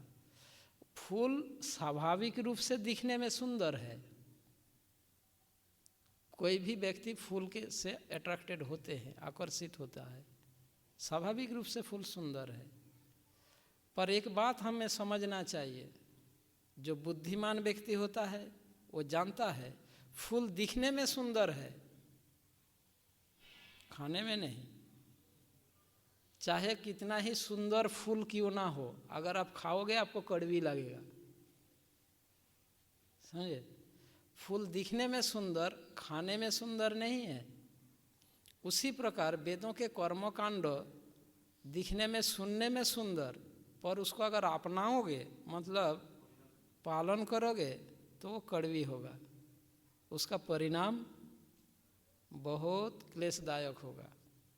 यही पुष्पिता कहकर भगवान यह समझा रहे। यामिमं पुष्पिताम वाचम, पुष्पिता वाचन यानी अलंकारिक भाषा से ये सजा हुआ है। एक मूर्ख व्यक्ति फूल की सुंदरता देखकर खाना चाहेगा, पर बुद्धिमान व्यक्ति फूल को कभी खाना नहीं चाहेगा, वो फल को खाएगा, है ना। वृक्ष के फल के प्रति फल को वो खाएगा। और वैदिक वेद शास्त्र के फल क्या है?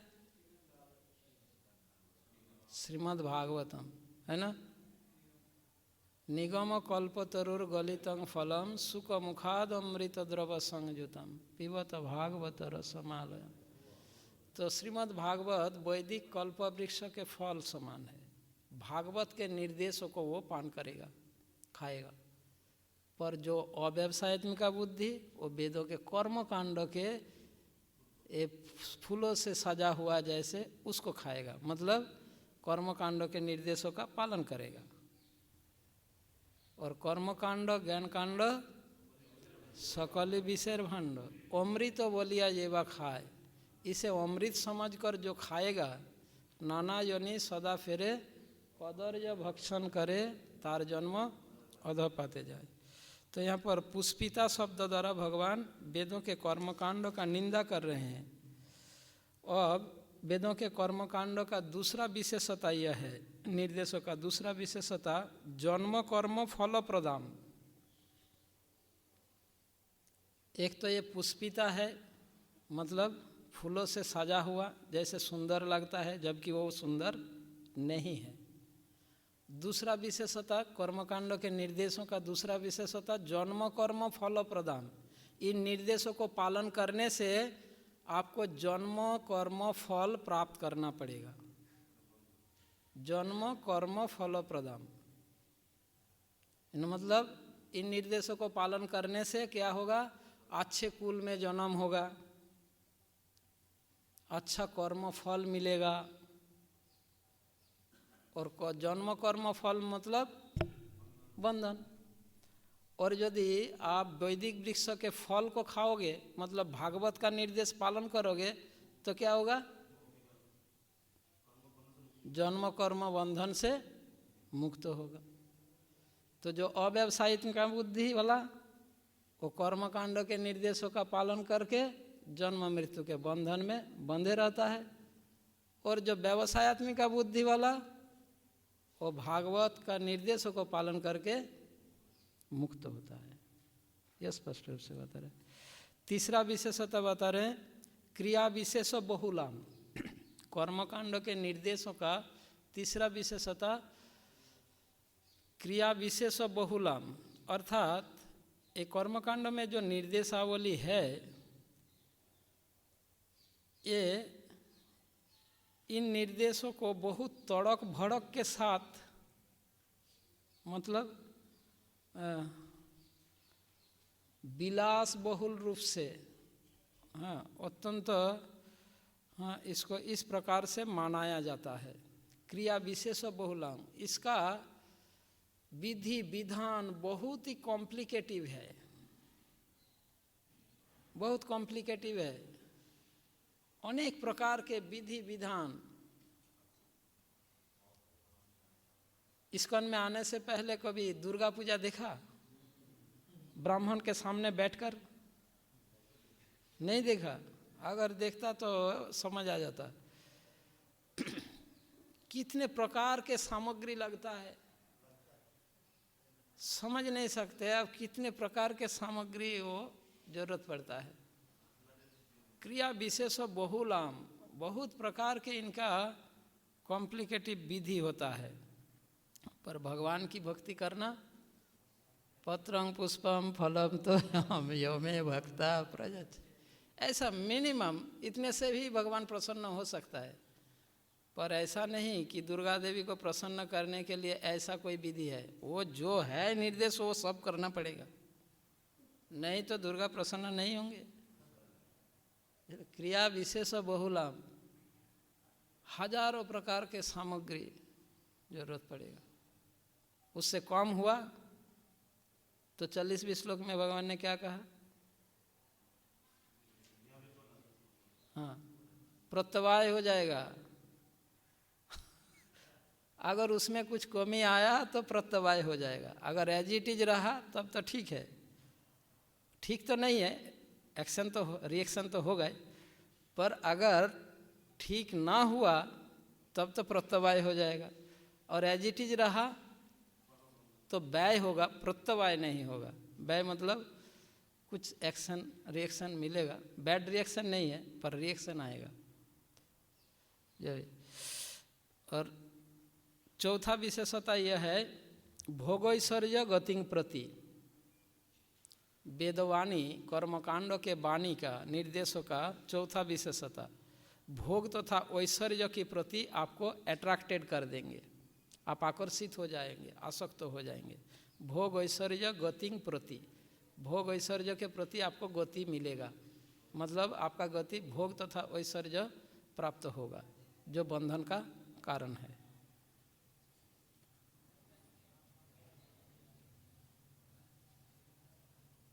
तो 4 विशेषताएं हैं, है ना,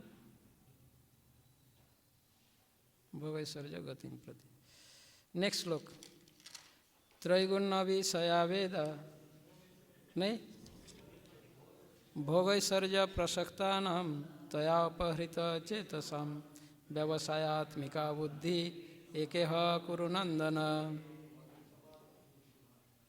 समाधो न विधीयते। व्यवसायात्मिका बुद्धि समाधो न विधीयते। जो लोग इंद्रिय भोग तथा भौतिक ऐश्वर्य के प्रति अत्यधिक आसक्त होने से ऐसी वस्तुओं से मोहग्रस्त हो जाते हैं, उनके मनों में भगवान के प्रति भक्ति का दृढ़ निश्चय नहीं होता। तो इस श्लोक में भगवान ये बता रहे हैं कि जो लोग भोग तथा ऐश्वर्य के प्रति आसक्त है, उनका चित्त वेदों के आलंकारिक भाषा से मोहित होने के कारण यह परिणाम प्राप्त होता है। क्या? कि उनका बुद्धि दृढ़ निश्चय नहीं होता। कृष्ण भावनामृत में समाधौ न विधीयते, कृष्ण भावनामृत में निश्चय नहीं होता उनका बुद्धि। वेदों के अलंकारिक भाषा के कारण अगर भोग तथा ऐश्वर्य के प्रति आसक्त हो जाता है और इसके परिणाम स्वरूप उनका बुद्धि में दृढ़ निश्चयता नहीं रहता, तो जो लोग भोग ऐश्वर्य प्रसक्ता नाम,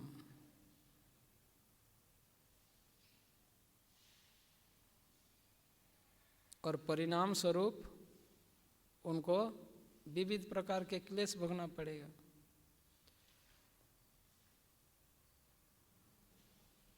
तो जो वेदों के कर्मकांड के ऐसे अलंकारिक भाषा के प्रति अट्रैक्टेड होते हैं, वो भोग ऐश्वर्य के प्रति आसक्त हो जाएंगे और परिणाम स्वरूप उनका बुद्धि दृढ़ संकल्प नहीं रहेगा कृष्ण भावनामृत में।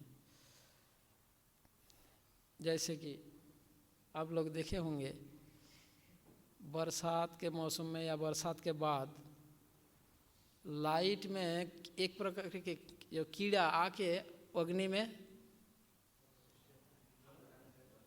प्रवेश करता है जानबूझकर, जैसे ऐसे लगने लगता है उसको ब्रह्म ज्योति मिल गया।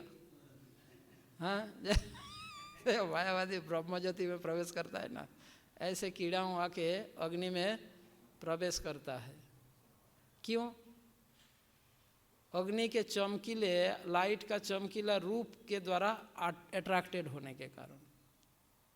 ऐसा ही जो लोग वेदों के कर्मकांड के ऐसे अट्रैक्टिव, आकर्षित, पुष्पिता वाणी को देखकर जो अट्रैक्टेड होगा, भोग ऐश्वर्य प्रति अट्रैक्टेड होगा, परिणाम में उसी कीड़ों की जैसे जलेगा। ये है तया अपहृत चेतसाम, इस श्लोक में भगवान बता रहे उनके चेतना को अपहरण कर लिया गया माया, भौतिक प्रकृति।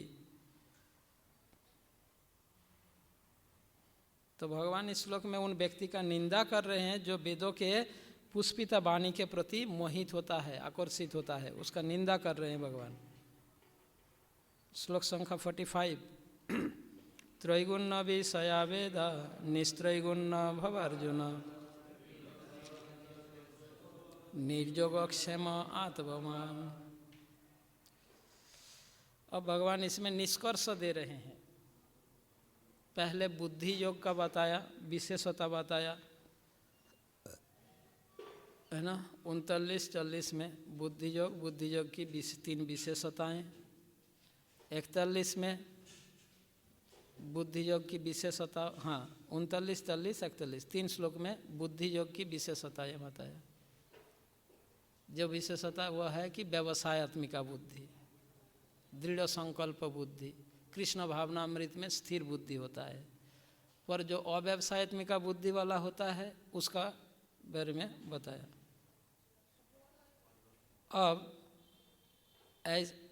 अब निष्कर्ष दे रहे, दोनों विषय को एक साथ मिलाकर निष्कर्ष, कंक्लूजन दे रहे हैं कि वेदों के कर्मकांड को अनुसरण करने वाले के बारे में बताया और बुद्धि योग, भक्ति योग, कृष्ण भावनामृत, वेदों के उपासना कांड को अनुसरण करने वालों का बारे में बताया। वैदिक साहित्य का 3 भाग है, कर्मकांड, ज्ञान कांड, उपासना कांड। उपासना कांड मीन्स भक्ति तथा भगवान के भक्ति और भक्ति संबंधित विषय। कर्मकांड और ज्ञान कांड दोनों अलग अलग।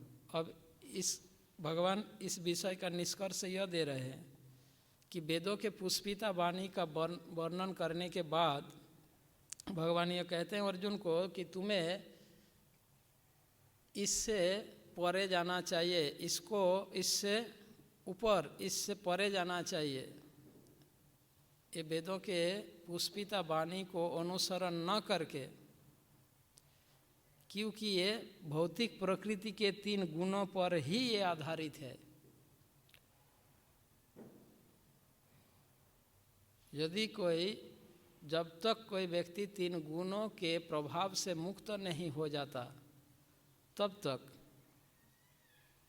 वो कृष्ण भावनामृत में सफलता प्राप्त नहीं कर पाएगा। तो यह निष्कर्ष दे रहे, अब 3 गुणों से मुक्त होने के लिए क्या योग्यता होनी चाहिए। एक तो निर्देश है तुम्हें 3 गुणों से मुक्त होना है। ये वेदों के कर्मकांडों का जो निर्देश है ये 3 गुणों पर आधारित है। कुछ निर्देश है सतोगुणी निर्देश, कुछ निर्देश है कर्मकांडों का रजोगुणी निर्देश, कुछ निर्देश तमोगुणी निर्देश।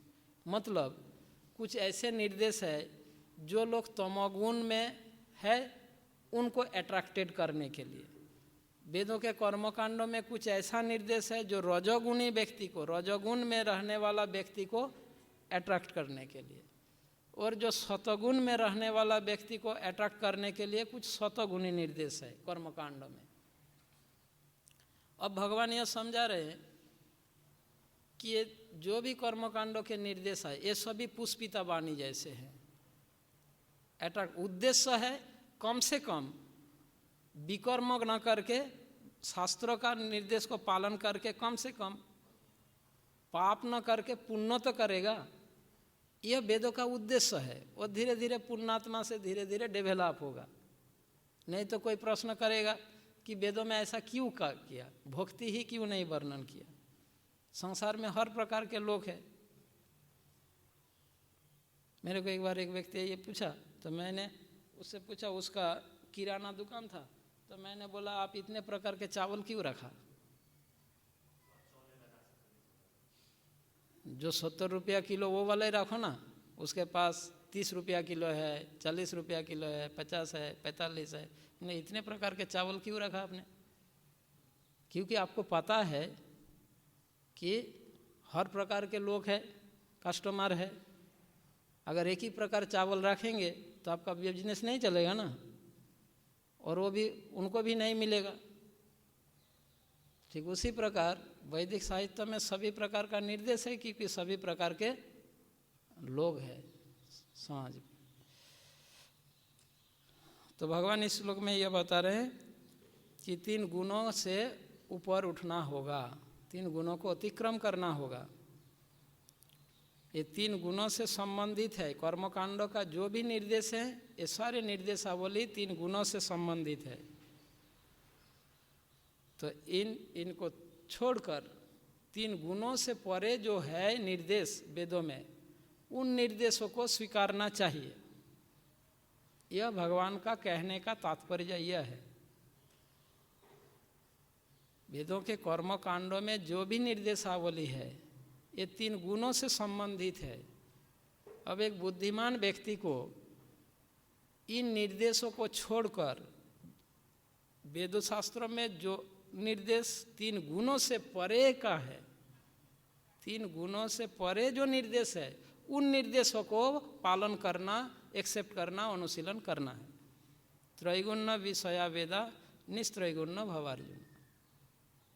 ठीक है, यह निर्देश भगवान की शिक्षा है। जब तक 3 गुणों से संबंधित शास्त्रों के निर्देशों का पालन करते रहेंगे, तब तक इसी संसार के बंधन में वो पड़ा रहेगा। तो संसार के बंधन से मुक्त होने के लिए वेद शास्त्रों में 3 गुणों से संबंधित निर्देश भी है, 3 गुणों से परे का भी निर्देश है। अब भगवान ये कह रहे हैं, हे अर्जुन, तुम्हें वेद शास्त्रों के जो 3 गुणों से जो परे जो निर्देश है, त्रिगुणातीत जो निर्देश है, उन निर्देशों का पालन करना चाहिए। 3 गुण से संबंधित जो निर्देश है, उसका पालन नहीं करना चाहिए। ये भगवान का कहने का तात्पर्य। त्रैगुण्य विषया वेदा निस्त्रैगुण्य भवार्जुन। अब उन निर्देशों को पालन करने के लिए, यानी 3 गुणों से परे जो निर्देश हैं, उन निर्देशों को पालन करने के लिए क्या योग्यता चाहिए, वो दूसरा सेंटेंस में बता रहे हैं उस श्लोक में। निर्द्वंद्व, नित्य सत्वस्थ, निर्योगक्षेम और आत्मवान, ये योग्यताएं होनी चाहिए।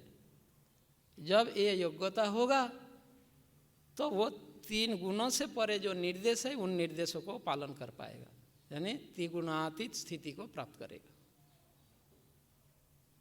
निर्द्वंद्व होना होगा, द्वंद्व भाव से मुक्त, निर्द्वंद्व। नित्य सत्वस्थ, द्वंद्व भाव से मुक्त मतलब परस्पर विरोधी स्थितियों के द्वारा प्रभावित न होना। जीवन में सुख आए, दुख आए, लाभ हो, हानि हो, निंदा हो, प्रशंसा हो, हर स्थिति में परस्पर विरोधी भाव जो है, प्रत्येक स्थितियों में समभाव रखना। कोई प्रशंसा करता है तो भी हर्षित नहीं होना, निंदा करता है तो भी दुखी नहीं होना, लाभ होता है तो भी और हानि होता है तो भी, ऐसे परस्पर विरोधी भाव से रहित रहना, इसको कहा गया निर्द्वंद्व। 15वें अध्याय में भगवान बताएंगे, यदि आप भगवान के धाम में प्रवेश करना चाहते हो तो इन योग्यता की आवश्यक है। निर्माण मोह जित संग दोष अध्यात्म नित्या विनिर्वृत्त काम द्वंद्वै विमुक्ता सुख दुख संगै गच्छन्ति अमूढ़ा पदमव्ययम् तत्। यह योग्यता होना चाहिए मिनिमम। यही बात यहाँ पर भगवान बता रहे हैं। इसी का विस्तार रूप से 15 अध्याय में भगवान बता रहे हैं। ये 3 गुणों से परे जाना है, और 3 गुणों से परे जाने के लिए इन योग्यता की आवश्यक है। जब ये योग्यता होगा तो भगवान के धाम में प्रवेश कर सकता है। तो निर्द्वंद्व होना जरूरी है, पहला योग्य। दूसरा नित्य सत्वस्थ। नित्य सत्वस्थ मतलब अपने स्वरूप में कि मैं भगवान का शाश्वत अंश हूँ, दास हूँ, देहात्म बुद्धि से मुक्त। नित्य सत्वस्थ मतलब देहात्म बुद्धि से मुक्त होना, इसी को कहा गया नित्य सत्वस्थ। अपने स्वरूप में, स्वरूप के ज्ञान में स्थिर रहना कि मैं भगवान के शाश्वत अंश हूँ, मैं आत्मा हूँ, मैं यह भौतिक शरीर नहीं हूँ। इसी को कहा गया नित्य सत्वस्थो, नित्य सत्व में स्थित रहना। निर्योगो क्षेम, योग तथा क्षेम के लिए चिंतित न होना, इससे रहित होना, इससे मुक्त होना। निर्योग, योग शब्द का अर्थ जो कुछ आवश्यक है उसके लिए चिंतित होना। जीवन में जो आवश्यक है, आवश्यक वस्तुओं के लिए चिंतित होना। हाँ, कैसे मिलेगा, कहाँ से आएगा, जीवन की आवश्यक वस्तुओं के लिए चिंतित होना। चिंतित न होना, निर्योग। ठीक है, योग मतलब जो आवश्यक है, और क्षेम मतलब जो प्राप्त हुआ है उसकी सुरक्षा के लिए चिंतित होना, उसकी सुरक्षा की चिंता करना, क्षेम। भगवान कहते हैं निर्योग निक्षेम, निर्योग क्षेम, मतलब आवश्यक वस्तुओं के लिए चिंतित नहीं होना, और जो मिला है उसकी सुरक्षा की चिंता न करना। तो क्या करना होगा? अगर ऐसा करना है तो क्या करना है? भगवान 9वें अध्याय में बताया, अनन्यश्चिन्तयन्तु माम। हाँ, अनन्य भाव से मेरा चिंतन करो, बाकी ये दो मेरे हाथ पर छोड़ दो। अनन्यश्चिन्तयन्तु माम ये जना पर्युपासते तेषां नित्य अभियुक्तानां योगक्षेमं वा। उनका योग और क्षेम का जिम्मेदारी मेरा है। जो केवल अनन्य भाव से मेरा चिंतन करेगा उनके योग और क्षेम का जिम्मेदारी मेरा है, यह भगवान ने कहा। अगर निर्योग क्षेम बनना है तो उपाय वही है, अनन्य भाव से कृष्ण का चिंतन। तो योग और क्षेम से निर्योग क्षेम हो जाएगा। तो यह योग्यता होना चाहिए, निर्योग क्षेम। और आत्मवान, आत्मवान का अर्थ आत्मज्ञान में स्थिर रहना। आत्मवान, नित्य सत्वस्थ और आत्मवान थोड़ा एक ही है। वो देहात्म बुद्धि से मुक्त, कोई व्यक्ति देहात्म बुद्धि से मुक्त हुआ पर स्थिर नहीं भी हो सकता है। और यहाँ पे कहा है मुक्त नहीं कि स्थिर भी होना चाहिए, आत्मवान, है ना। श्लोक संख्या 46। यावान अर्थ उदपाने सर्वत संप्लुतदके तावान सर्वेषु वेदेषु ब्राह्मणस्य विजानत। एक छोटे से कूप का सारा कार्य एक विशाल जलाशय से तुरंत पूरा हो जाता है, इसी प्रकार वेदों के आंतरिक तात्पर्य जानने वाले को उनके सारे प्रयोजन सिद्ध हो जाता है।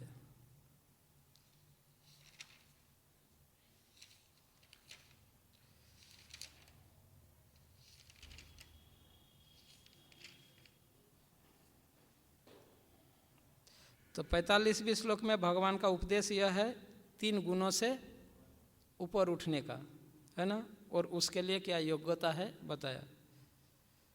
अब इस श्लोक में भगवान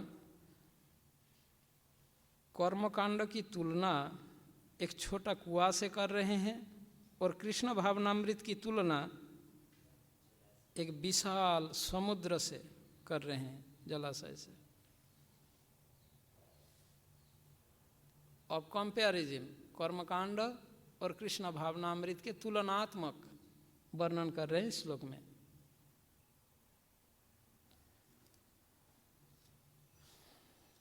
एक छोटा सा कूप से जो जो उद्देश्य पूरा होता है, एक बड़ा जलाशय से वो सारे उद्देश्य स्वतः ही पूरा हो जाता है। तो कृष्ण भावनामृत को बड़ा जलाशय के साथ और कर्म कांड को एक कुआं के साथ।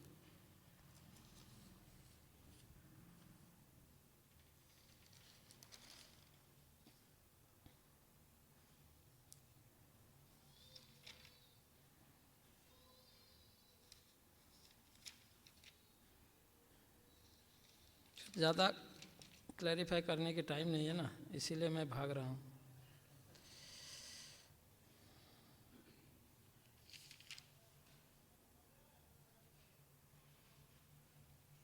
तावान सर्वेषु वेदेषु ब्राह्मणस्य बीजानत।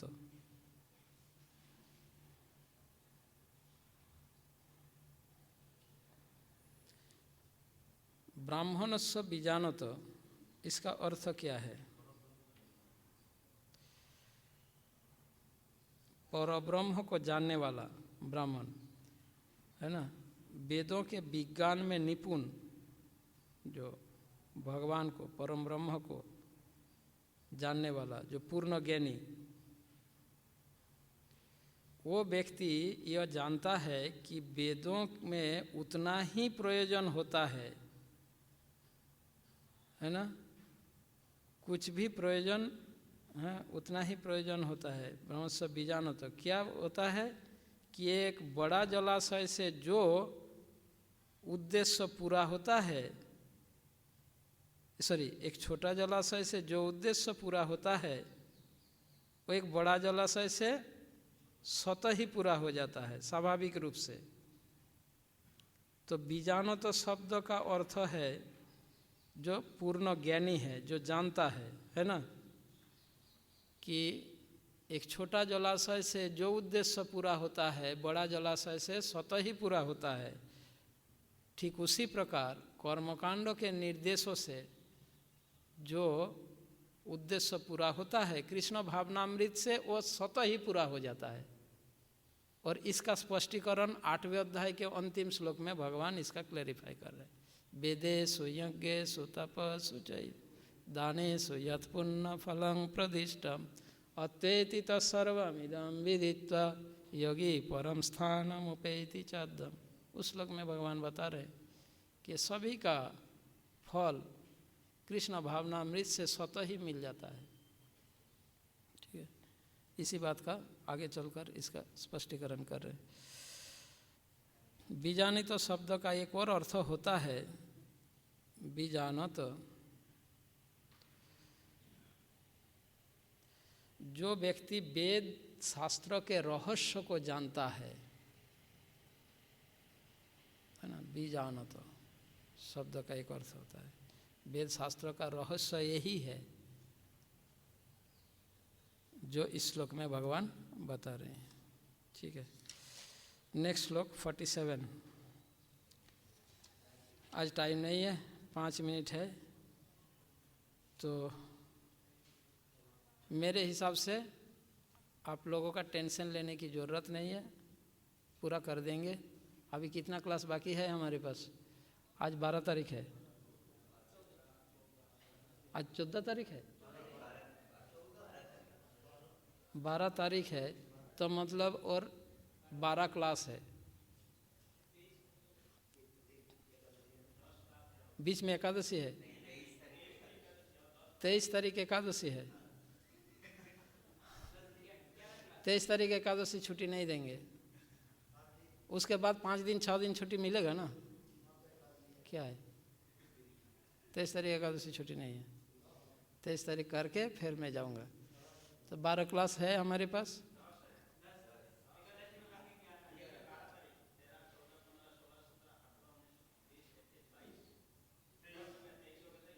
ग्यारह क्लास है, ठीक है, 11 क्लास है, 11 क्लास में पूरा हो जाएगा। ठीक है, कोई टेंशन नहीं। ये दूसरे अध्याय में और मैं 5 क्लास में पूरा कर दूंगा, 5 और 3 अध्याय, बाकी तीसरे अध्याय जो है 7 क्लास में पूरा होगा। 7 नहीं, इसको 6-7 लग सकता है, मेरा आइडिया 6 या 7 लगेगा, या नहीं तो 6 में कर देंगे। तीसरे अध्याय में कितने श्लोक है? 43 श्लोक, इसका तो आधा के आसपास, दूसरे अध्याय के आधा श्लोक के आसपास। दूसरे अध्याय में हमने अब तक कितना क्लास किया? दूसरे अध्याय में कितना क्लास हुआ?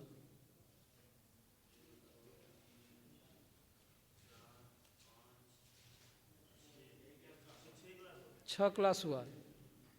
तब 6 क्लास तक हमने कहाँ तक पहुँचा? 46 तक पहुँचा। उसमें कितना श्लोक है? बस हो जाएगा 6 क्लास में। मतलब एक आइडिया आ रहा है, 6 क्लास में हो जाएगा। और इसका बाकी का इसमें टाइम लगेगा, इसलिए इसमें तो 5 क्लास देना पड़ेगा।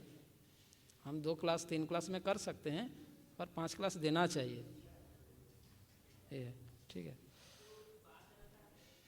बादरता, बाद शब्द का अर्थ डिबेट करने वाला बाद। हाँ, बाद शब्द का अर्थ जैसे